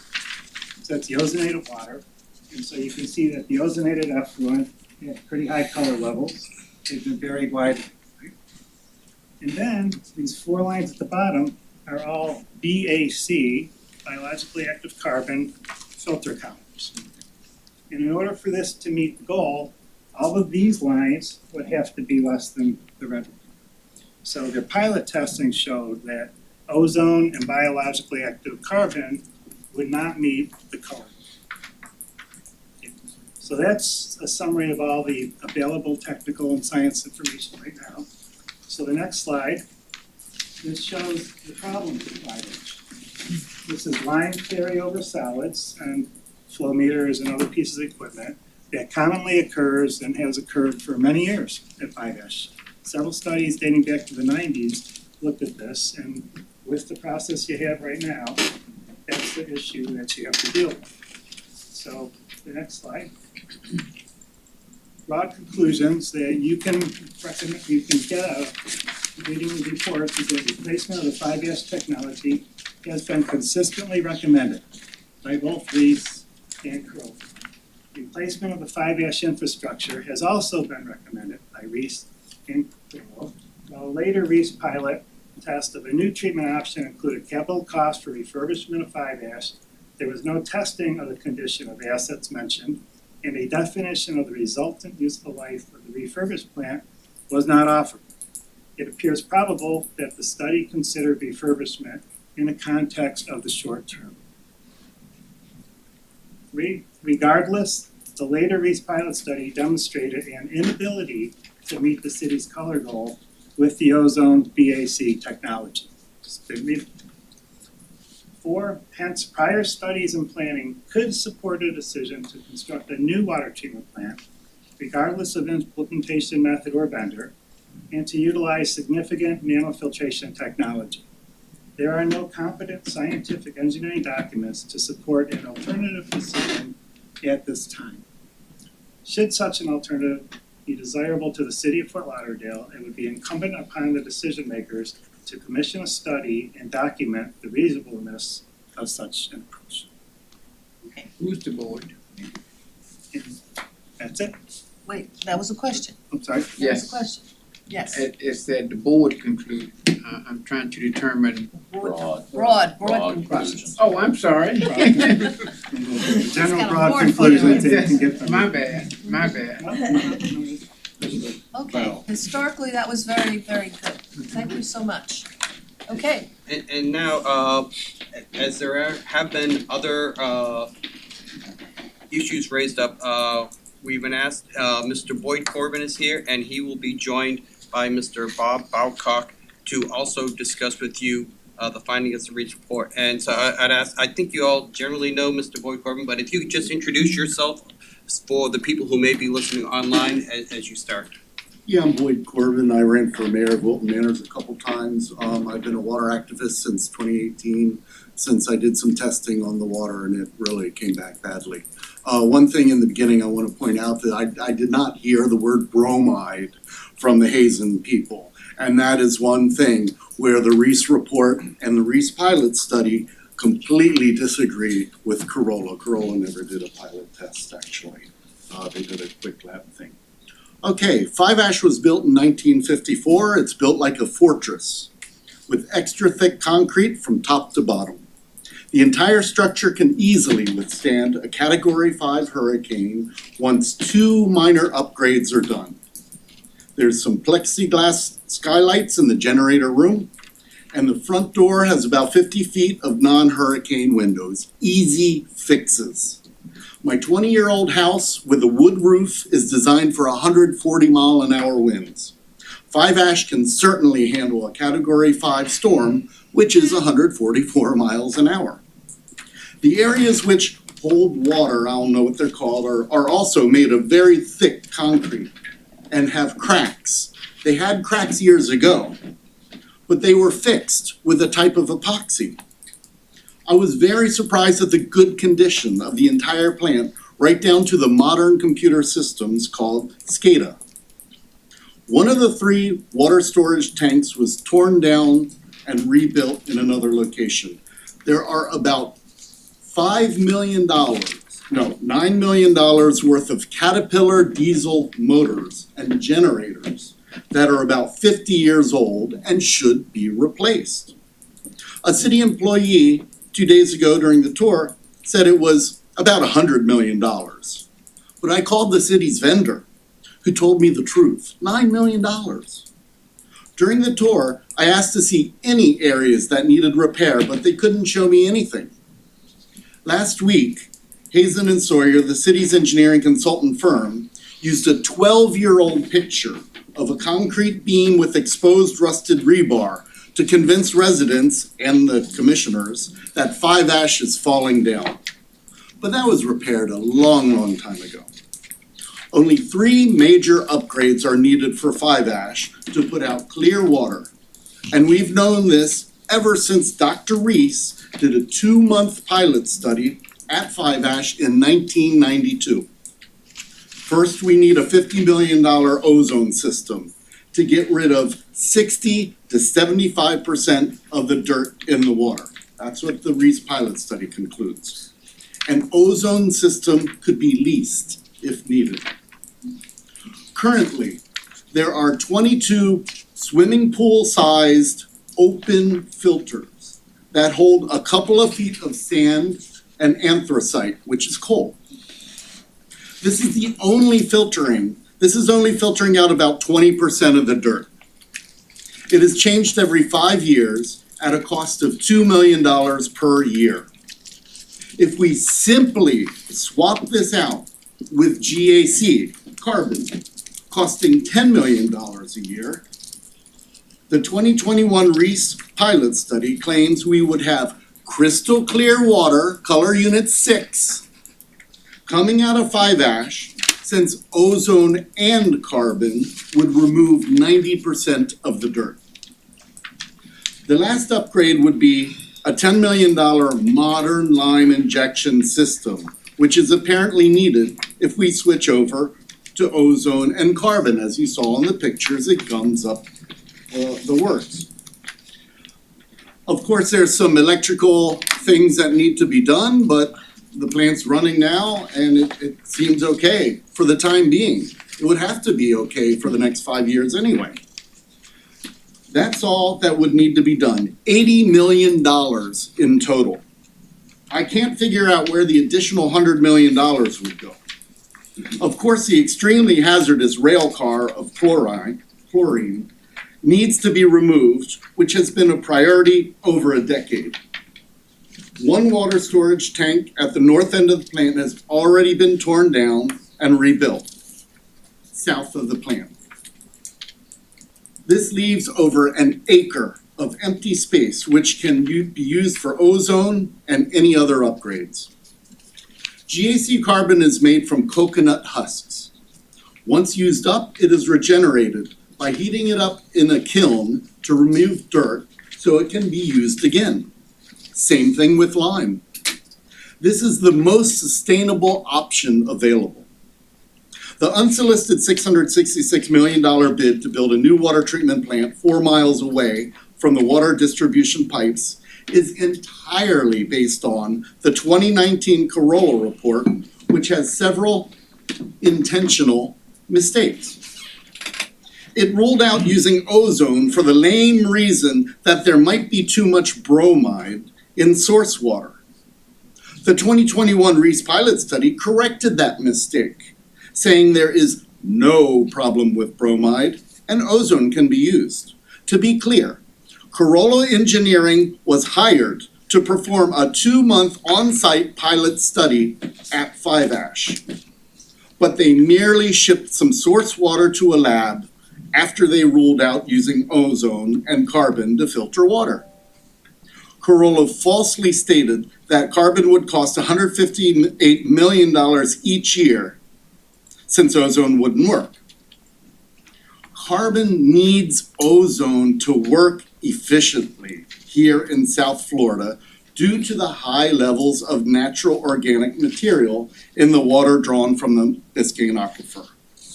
However, their estimate is way off. Just look at it. If ozone gets rid of 75% of the dirt in source water, and you don't use ozone, then it will cost 4 times more for carbon, or $40 million per year, not $158 million. But that doesn't matter. We're going to be using ozone. We don't want to use nanofiltration, not just because of the huge capital cost or even the outrageous electricity bills it requires. Right now, 5-Ash produces 35 million gallons per day, and Peel Dixie makes 6 million gallons per day. That's 41 million gallons per day, which would require over 48 million gallons per day of source water, since nanofiltration wastes 15% of the water that's filtered. That's very close to the city's 50 million gallon per day limit, and we can only get another 3 million gallons after the new water source is completed. Wasting 7 million gallons per day is just poor planning, especially when over 20,000 new condos are currently planned in downtown Fort Lauderdale alone. Let's do the math. 169 gallons per person, 2.1 people per unit, 20,000 new units. That's an additional 77 million gallons of water per day. That's just in downtown Fort Lauderdale alone with the new construction. We're going to go way over. Why waste water? What happens if there's a drought similar to what's been happening in California? There's been a lot of talk about how nanofiltration removes 90% of PFAS from source water. Do you know what removes 100% of PFAS? Carbon. Yes, GAC. So when Omar, the city's top engineer, tells the city commissioner 2 days ago that carbon doesn't do a good job at removing PFAS, then tell him you know better. It's just stupid to unnecessarily throw away $500 million building a new water treatment plant from scratch instead of investing that money into our failing water and sewer pipes. Personally, it doesn't bother me that much, since I can easily afford an additional $500 water bill charge each year. Others can't, but frankly, that's not my problem. My problem is, I'm worried about the ammonia being added into our drinking water for the sole reason of what Aaron Brockovich calls cheating to pass EPA safe water testing. We fail these tests 6 weeks out of the year during free chlorination burns, when disinfectant byproducts skyrocket to 6 times safe levels. But these burns are scheduled around quarterly testing for DBPs, which include trihalomethanes and haloacidic acid. Please don't tell me that chloramine lasts longer than chlorine. That's just a stupid argument because chloramine is a much weaker disinfectant than straight chlorine. At the last ITFC meeting, I told you that chlorine is hundreds of times better at killing E. coli bacteria. But that was a lie, and only Bob Bocock called me out on it. In fact, chlorine is literally thousands of times more effective at killing E. coli. I spoke with someone at the Broward County Health Department.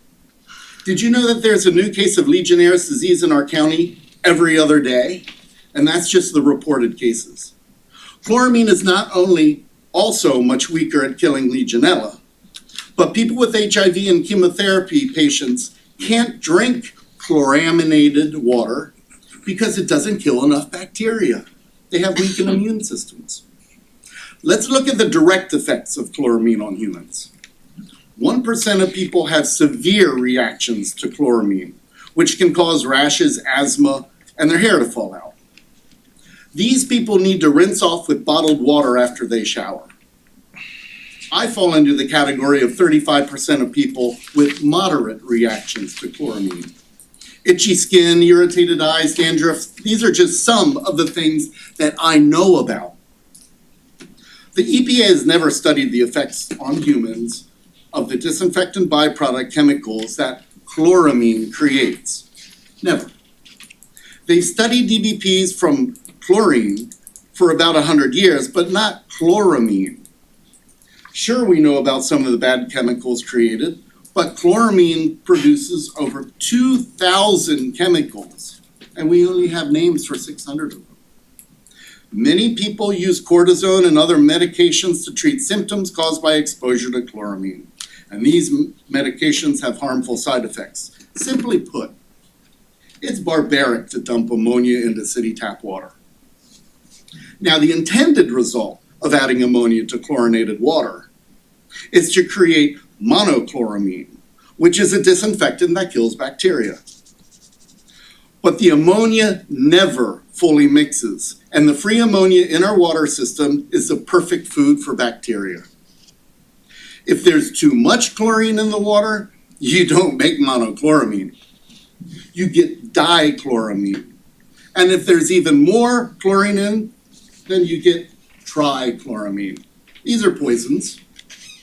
Think about what happens every time you add extra water to your chlorinated swimming pool with water that has chloramine in it.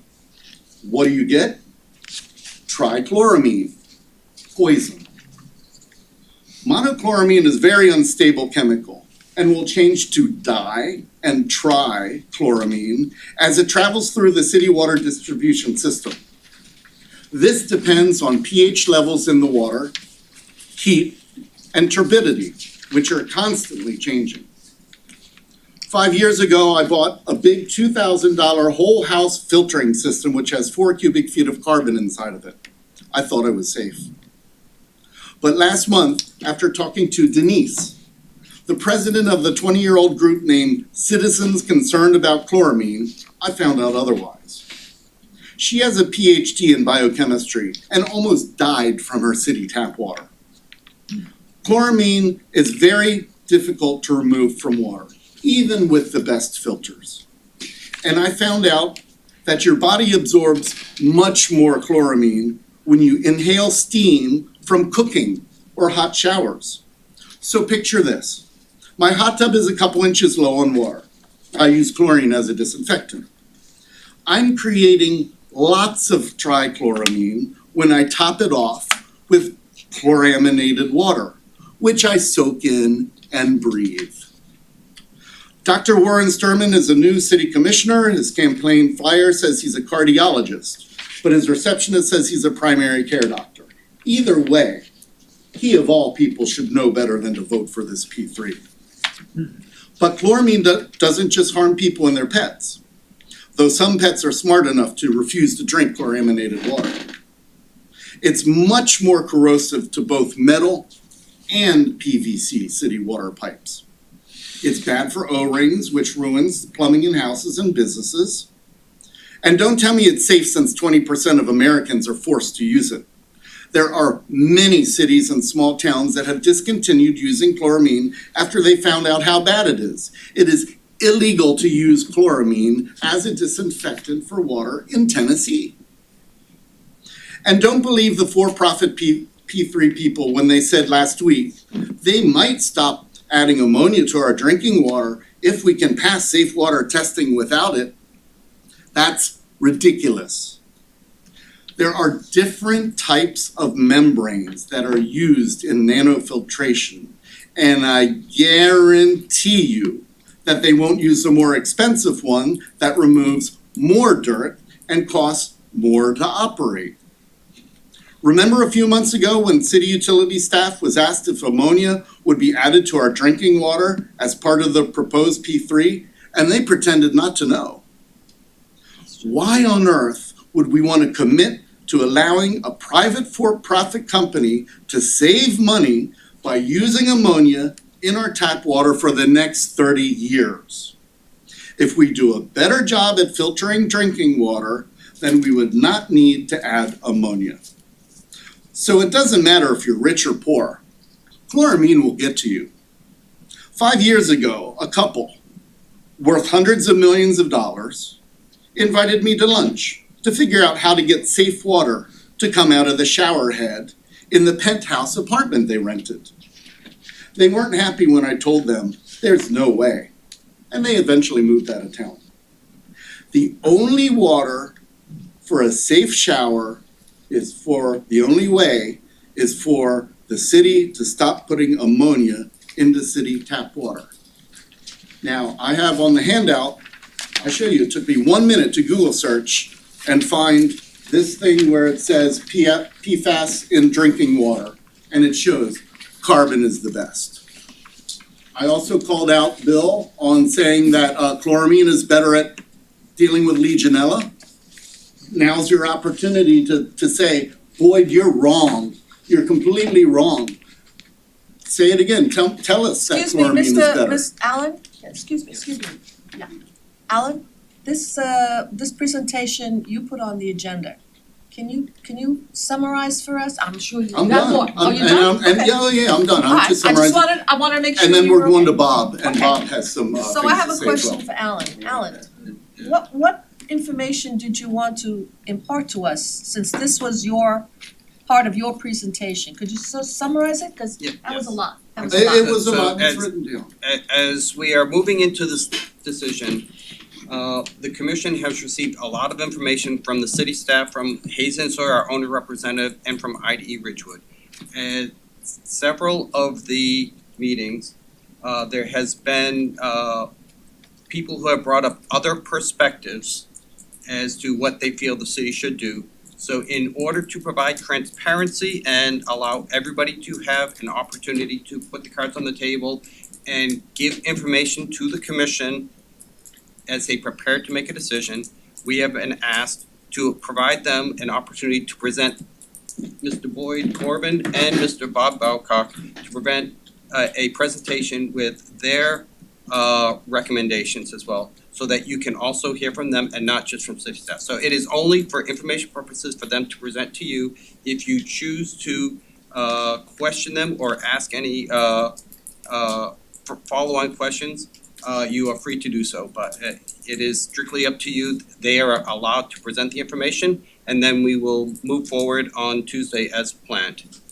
Okay, well, I certainly appreciate the transparency part of this, and that was a lot of information, some of which we've heard previously, and I'm sure there's some more stuff that we may not have heard. But these are opinions from individuals who have a perspective, and some may have some expertise, and some may just be expressing an opinion. So I would ask my committee members, do you have any questions for Mr. Boyd? Well, the first question is, Mr. Bocock is shown on our agenda. Who's Mr. Boca?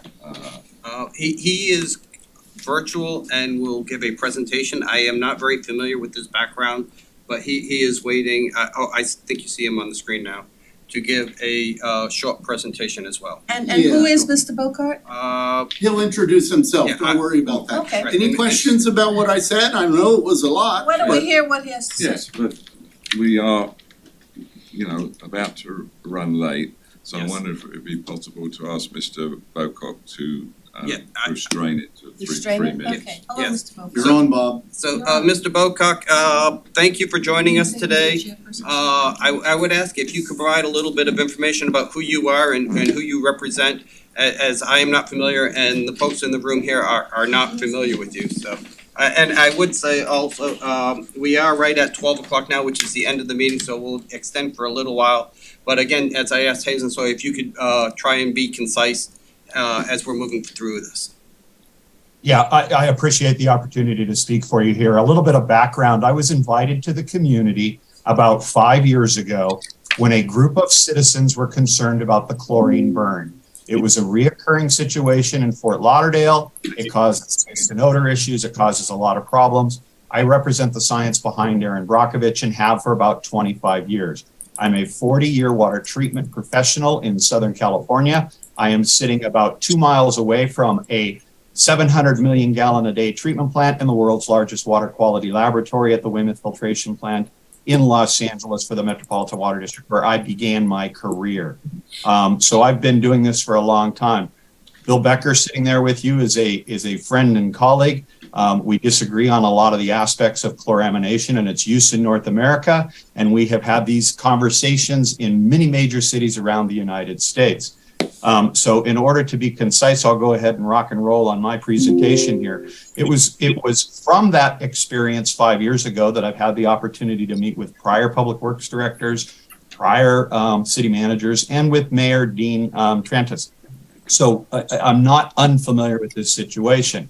I will tell you, I support P3 projects. They are a way to get things done quicker and efficient, and I commend you for that. However, I think that when it comes to the water treatment situation in Fort Lauderdale, you are looking at a situation where you're going to bite off about $700 million and haven't really thought through what you need to do. Mr. Bocock, Yes. can I just stop you for a moment? Because Yes. we're about to run long, Yes. so we need a motion and approval to extend this meeting. So, Okay. can we have a motion to? I make the motion, but how much longer do you think we need to complete? 15 minutes. Yeah, I would say probably 10 minutes to do the presentation and then 5 minutes to conclude the rest of the And agenda. then we're gonna have a discussion, are And we then we're not, a gonna little have bit? this, So I think we need to extend it by half an hour. Okay, Mr. Chair? Yeah. I move that we extend this meeting by 30 minutes. All those in favour of extending by half an hour, please say aye. Aye. Any opposed? No. Motion passes. Mr. Bocock, please continue. Yes, thank you. Bottom line, the message that I want to convey, because I've heard questions about what are you trying to say, is I'm telling you there's more to the plan. A water treatment system involves source water, treatment, storage, disinfection, distribution. And if you go out and you replace this heart with a brand new heart, I heard somebody talk about a cardiologist, and you've got a body that is basically equally as run down, you're going to blow out all the veins. You're basically looking at becoming Flint, Michigan if you don't do this right. Next slide, please. Who's pushing them? You guys have control, I'm sorry. It's the guy in the back. He's going to do it. Okay. Well, while he's waiting to do that, people are asking a little bit about my background. Like I said, Dr. Becker and I have done this around the country. It's interesting because no true drinking water systems are the same. There's 55,000 of them out there, plus or minus, depending on the size. And the New York City water treatment plant, the Croton treatment plant, it was commissioned in 2015, and they put it in with the same filters you have, dual media. And guess what they did 3 years after they built that treatment plant? They changed them to granular activated carbon. It's something that is a phenomena that occurs. No two treatment plants are the same. No treatment plant water qualities are the same. Everything needs to be done specific to your location. You've already heard about the TOC. That's the total organic carbon. Aaron calls it dirt because that's kind of what it is. It's basically decaying, naturally occurring organic material that gets in the water. You oxidize it with chlorine, and it forms those disinfection byproducts. TOC is in Florida is what creates that light yellow color or the dark brown. This is not new to Florida. It's what stains your white porcelain fixtures. I've got, hotel signs from Fort Lauderdale where the hotels apologize for the brown water you're showering in. It's been an accepted fact in South Florida. TOC binds with the minerals in the softening process. It lowers the pH, the hardness, the alkalinity. The reason I'm telling you this is these are water quality characteristics that your distribution system has become used to over the last 60 years of the treatment water that you're putting into it. When the naturally occurring organic material comes up, it can have all kinds of odors. Those odors are taken care of by the adsorption to granular activated carbon. If you preheat it, it's funny, I've heard this concept of biologically activated carbon misused about 10 different ways today. If you add ozone, that ozone becomes an oxygen source to make the carbon bacteriologically active. The bacteria will eat that dirt, okay, which keeps the carbon alive longer. The oxidation process of the ozone ahead of it takes care of a lot of the color, makes it more efficient, makes it go down. The pilot plant that you guys had did not use ozone and biologically activated carbon properly. It was rushed. It was a total sham. The total organic carbon interfere with the equipment. You're going to have all kinds of things. The best available technology listed by the Environmental Protection Agency since they started adopting BATs is lime softening followed by granular activated carbon. And this is the recommendation we made to you 5 years ago. Next slide, please. TOC dirt reacts with the chlorine to form new compounds called disinfection byproducts. Here's the catcher here, and we don't want to make this about disinfection byproducts, but there's unregulated and there's regulated. Toxicologists are going to tell you right now that the unregulated disinfection byproducts you're forming by the use of chloramination in your distribution system are 1,000 times more toxic than the regulated ones you only test for once a quarter. That is just a fact. US EPA is currently reviewing the microbial disinfection byproducts rule, and will soon start the regulation process of the more toxic byproducts. This thing called PFAS sidelined these guys. So they're all focused on PFAS right now. They're trying to get the microbial disinfection byproduct rule evaluated in the 6-year review process. The only reason they're doing it is because they got sued. Next slide, please. Free chlorine burns are needed after the drinking water system's bacteriological growth is out of control. You fail. That's why you do chlorine burns. You end up in a nitrification system, and the biofouling gets horrible. I did not know about the Broward County Legionella situation. But that's something that's very serious in Florida, occurs regularly, and with your aging population there, if you continue to have nitrification and biofouling in your distribution system, you're going to kill more Fort Lauderdale residents. Nitrification and biofouling and free chlorine burns have significantly destroyed your water distribution system. That's why you're having infrastructure issues out in the plumbing. That's why Flint had the issues that they had. Changing the water quality now will have a significant dangerous impact on your water system's infrastructure and water quality. Fort Lauderdale is a Flint, Michigan waiting to happen. Disinfection byproducts, long-term running annual averaging is designed to be skirted and cheating on. Literally, these chlorine burns, they take the test at the end of the quarter. They say, oh, look, we're in compliance. They turn the ammonia off. They turn the chlorine up. They basically cheat for 89 days. They turn the ammonia back on. They take the test and they say, everything is okay. It's not. When you do that switch from chloramine to chlorine to do a chlorine burn, not only are you killing and sloughing off biofilm that lead to Legionella outbreaks, but you are burning holes in your pipes. Fort Lauderdale does not measure or report total organic carbon because as a groundwater system, you are exempt. You are one of the highest total organic carbon drinking water systems in North America, and because you pump your water out of a well, you don't report TOC in your annual water quality report. Next slide, please.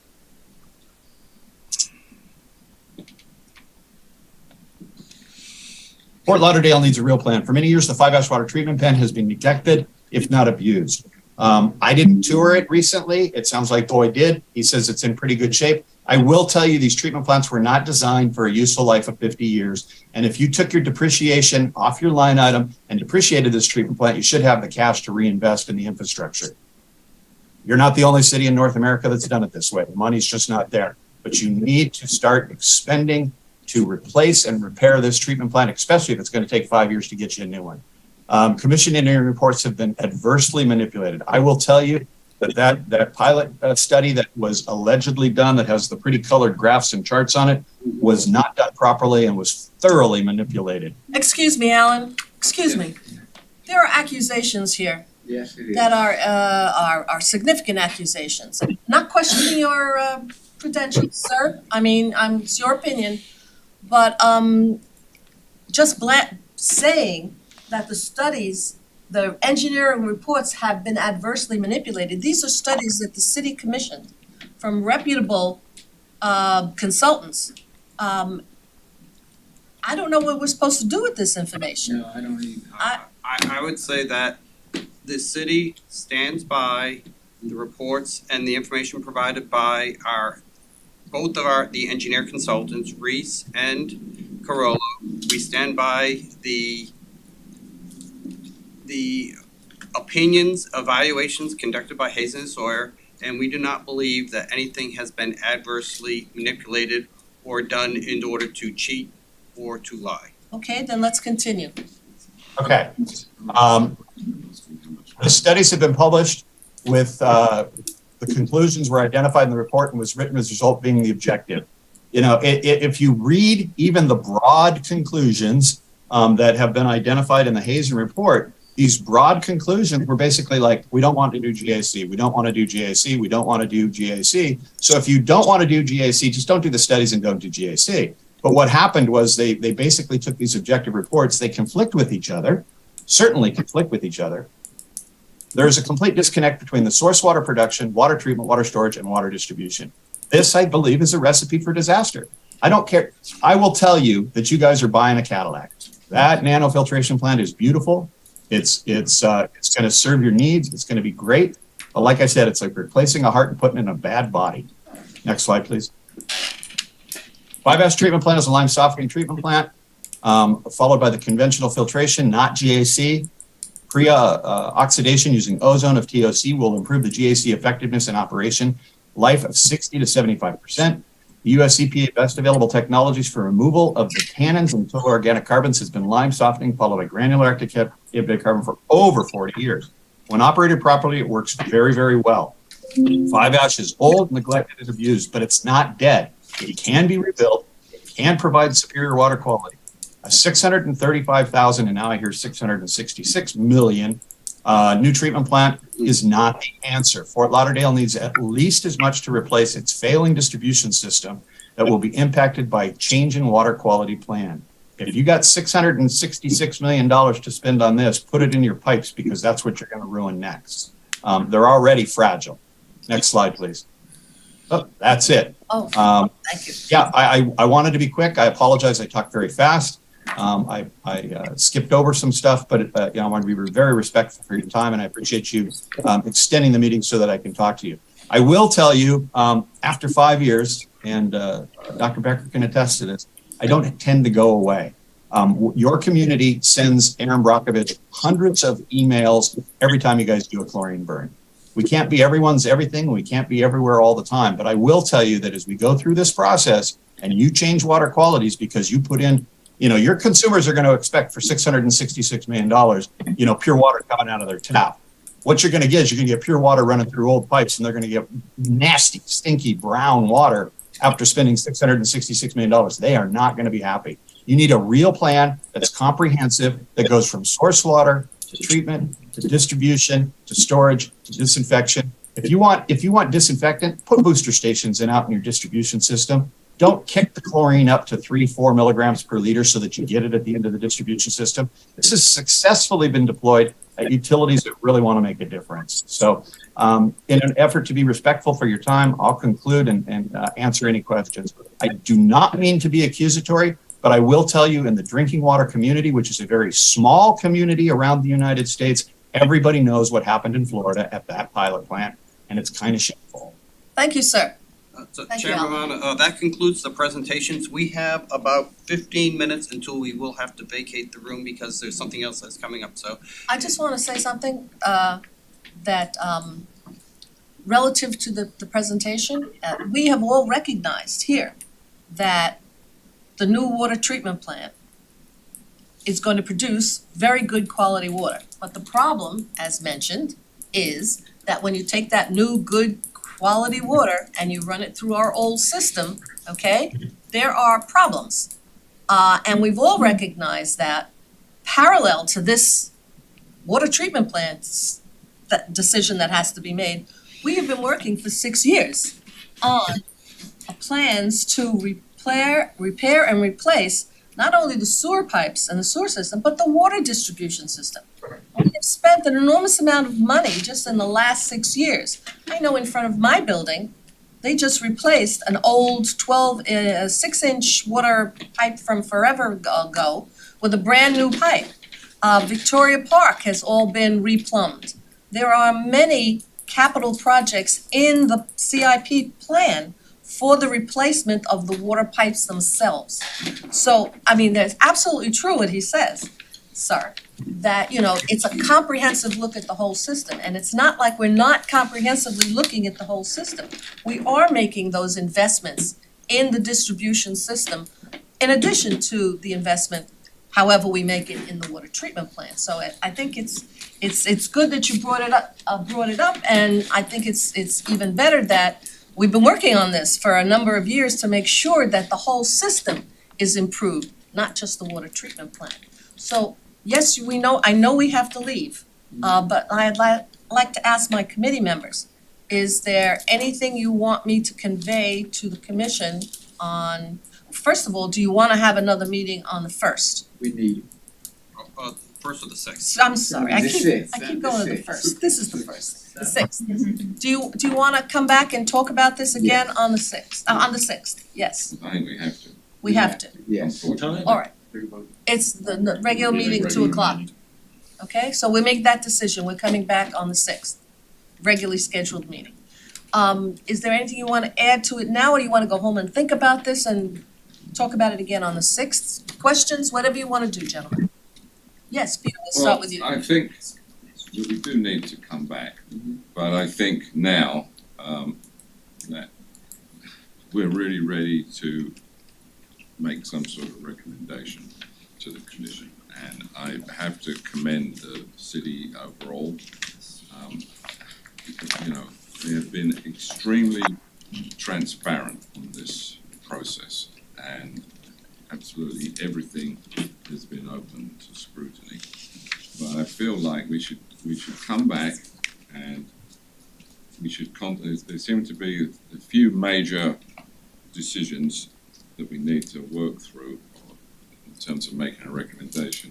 And I've written down, we may want to talk possibly about the exact treatment method that is being proposed. It's a major subject.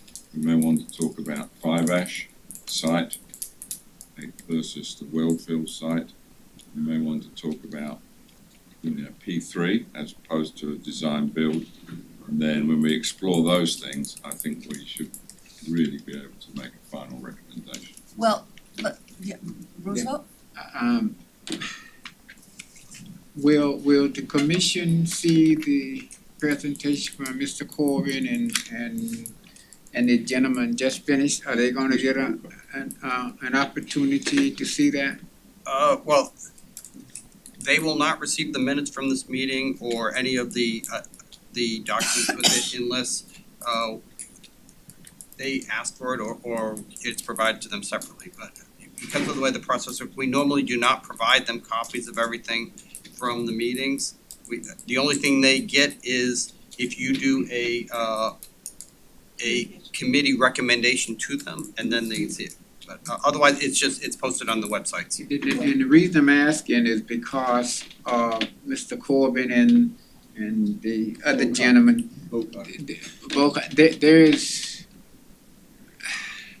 there is a lot of contradiction going on, and if we are far down the road in this P3, I think it would only confuse the commission as to what it is that they need to do, and I think Peter was very good in the points that we should be looking at so that we can make a recommendation to the commission.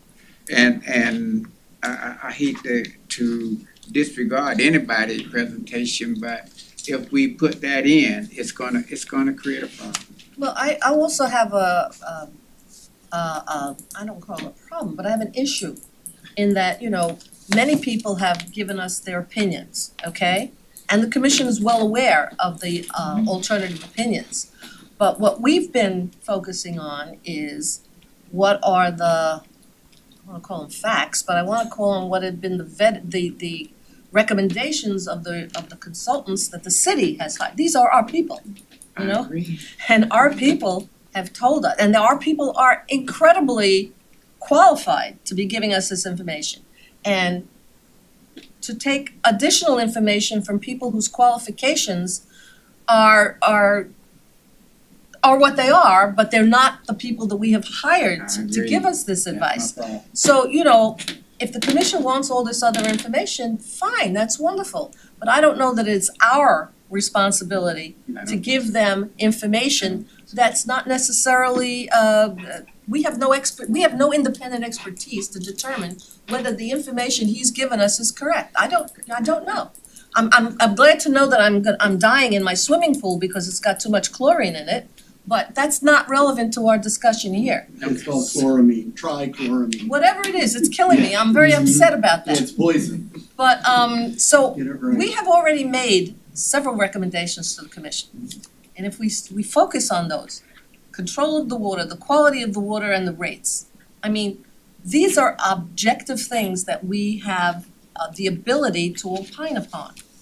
We've now looked at the comprehensive agreement and we know definitively that we can keep control of the water. Just, you know, check. We know with, I would say, 95% certainty that we control the quality of the water. Depends on who's testing and who's observing the tests, but the protocol is there. All of the qualifications are there, all of the chemicals, everything is put into the document, okay? And to the extent that the document works, that's another question, does the document work? But to the extent that it works, we control the quality of the water. We control the rates because this is a fixed price. They said that if you want us to do this water treatment plant, it's gonna cost you $1.44 billion at the end of 30 years. I don't care if it goes over, I don't care if their contingency is wrong, I don't care if they don't make money, I don't care. This is the amount of money that they have told us. Susan, the staff have taken that amount of money, put it into our rate structure, not somebody else's rate structure. Santec is the people we hire to be our experts to analyze the impacts on our rates and what the rates should be. So they took that 1.44 billion, they put it into the rate, and they said, this is the consequence. 10 years, 30 years, whatever, the spreadsheet, we've all seen the spreadsheet, okay? So check, we're in control of the rates. We haven't given over the control to a third party who's gonna say, well, no, the rate this year is so-and-so. No, we set the rates. So, given those three parameters that we had already established, pretty much this agreement, to the extent that you believe that the hybrid agreement is gonna work and not fall apart, that everybody is gonna abide by the conditions in the agreement, which is really not our expertise. I'm in no position to say whether that document, we have hired consultants, a legal team, this document and say that this document works. We have a city attorney who's vet the document and says, this document will produce the results that it says. We have a city manager who's looked at it. We have assistant city managers. We have Alan who's looked at it and says, this is the plant we would have built had we built it ourselves. This is the quality of the water we want, and this document will get us there. If the commission, not me, not us, we don't do documents. If the commission believes that this document is adequate to provide for what it says it was, we keep control of the water, we keep control of the quality, we keep control of the rates, that's really what we have been talking about for a number of months now, maybe years. So what more would you want us to discuss, Peter? I mean, you had a list here. Do you want us to say Well, again what we said previously, that we should do? The list is just the main issue. Not really, no, but the question is, we have a recommendation from some months ago. Yes, we did. Do we want to revisit that recommendation? Because I don't think, if so, I don't think we're gonna do it in No, we're not gonna do it 7 now. minutes. No, yes, Have to have another meeting. absolutely, Maybe absolutely. that's what we And should you're right to conclude. bring up that we actually did make a recommendation, not to go this way, Correct, okay? That was a year ago. yes. And that was prior to when we actually had the document, the appendices, the information, yada. So again, on the 6th, we should discuss whether or not the addition of all this additional information bears upon that recommendation or not. That's perfectly Yes. legitimate. So Monday, And if we're able to come up with a new recommendation, what is the mechanism for transmitting that to the commission on Tuesday? Alan addressed that. The only way to do that would be to go there and speak it. And that would have to be just one person, the chair, Yeah. because we're not allowed to go jointly. I could though, however, elaborate. In other words, I'm not just go out there and say, this is now our position. It could be the same position we had before, it could be a different, whatever the position is, and then I could say, and there were, Yes, so it won't be just, this is it. We'll give them a little context, that's good. okay? Yeah. So, So we don't need a motion for the meeting on Monday. No, we do not. Because that's regularly scheduled. Yes. So I'm ready to, we don't even need a motion to adjourn. So- is there anything you want from the staff to provide for us additionally on the Monday meeting that we would need? Please don't. Please don't. All right then, we will meet again on our regularly scheduled meeting on February 6th at 2:00. Meeting is adjourned. Thank you.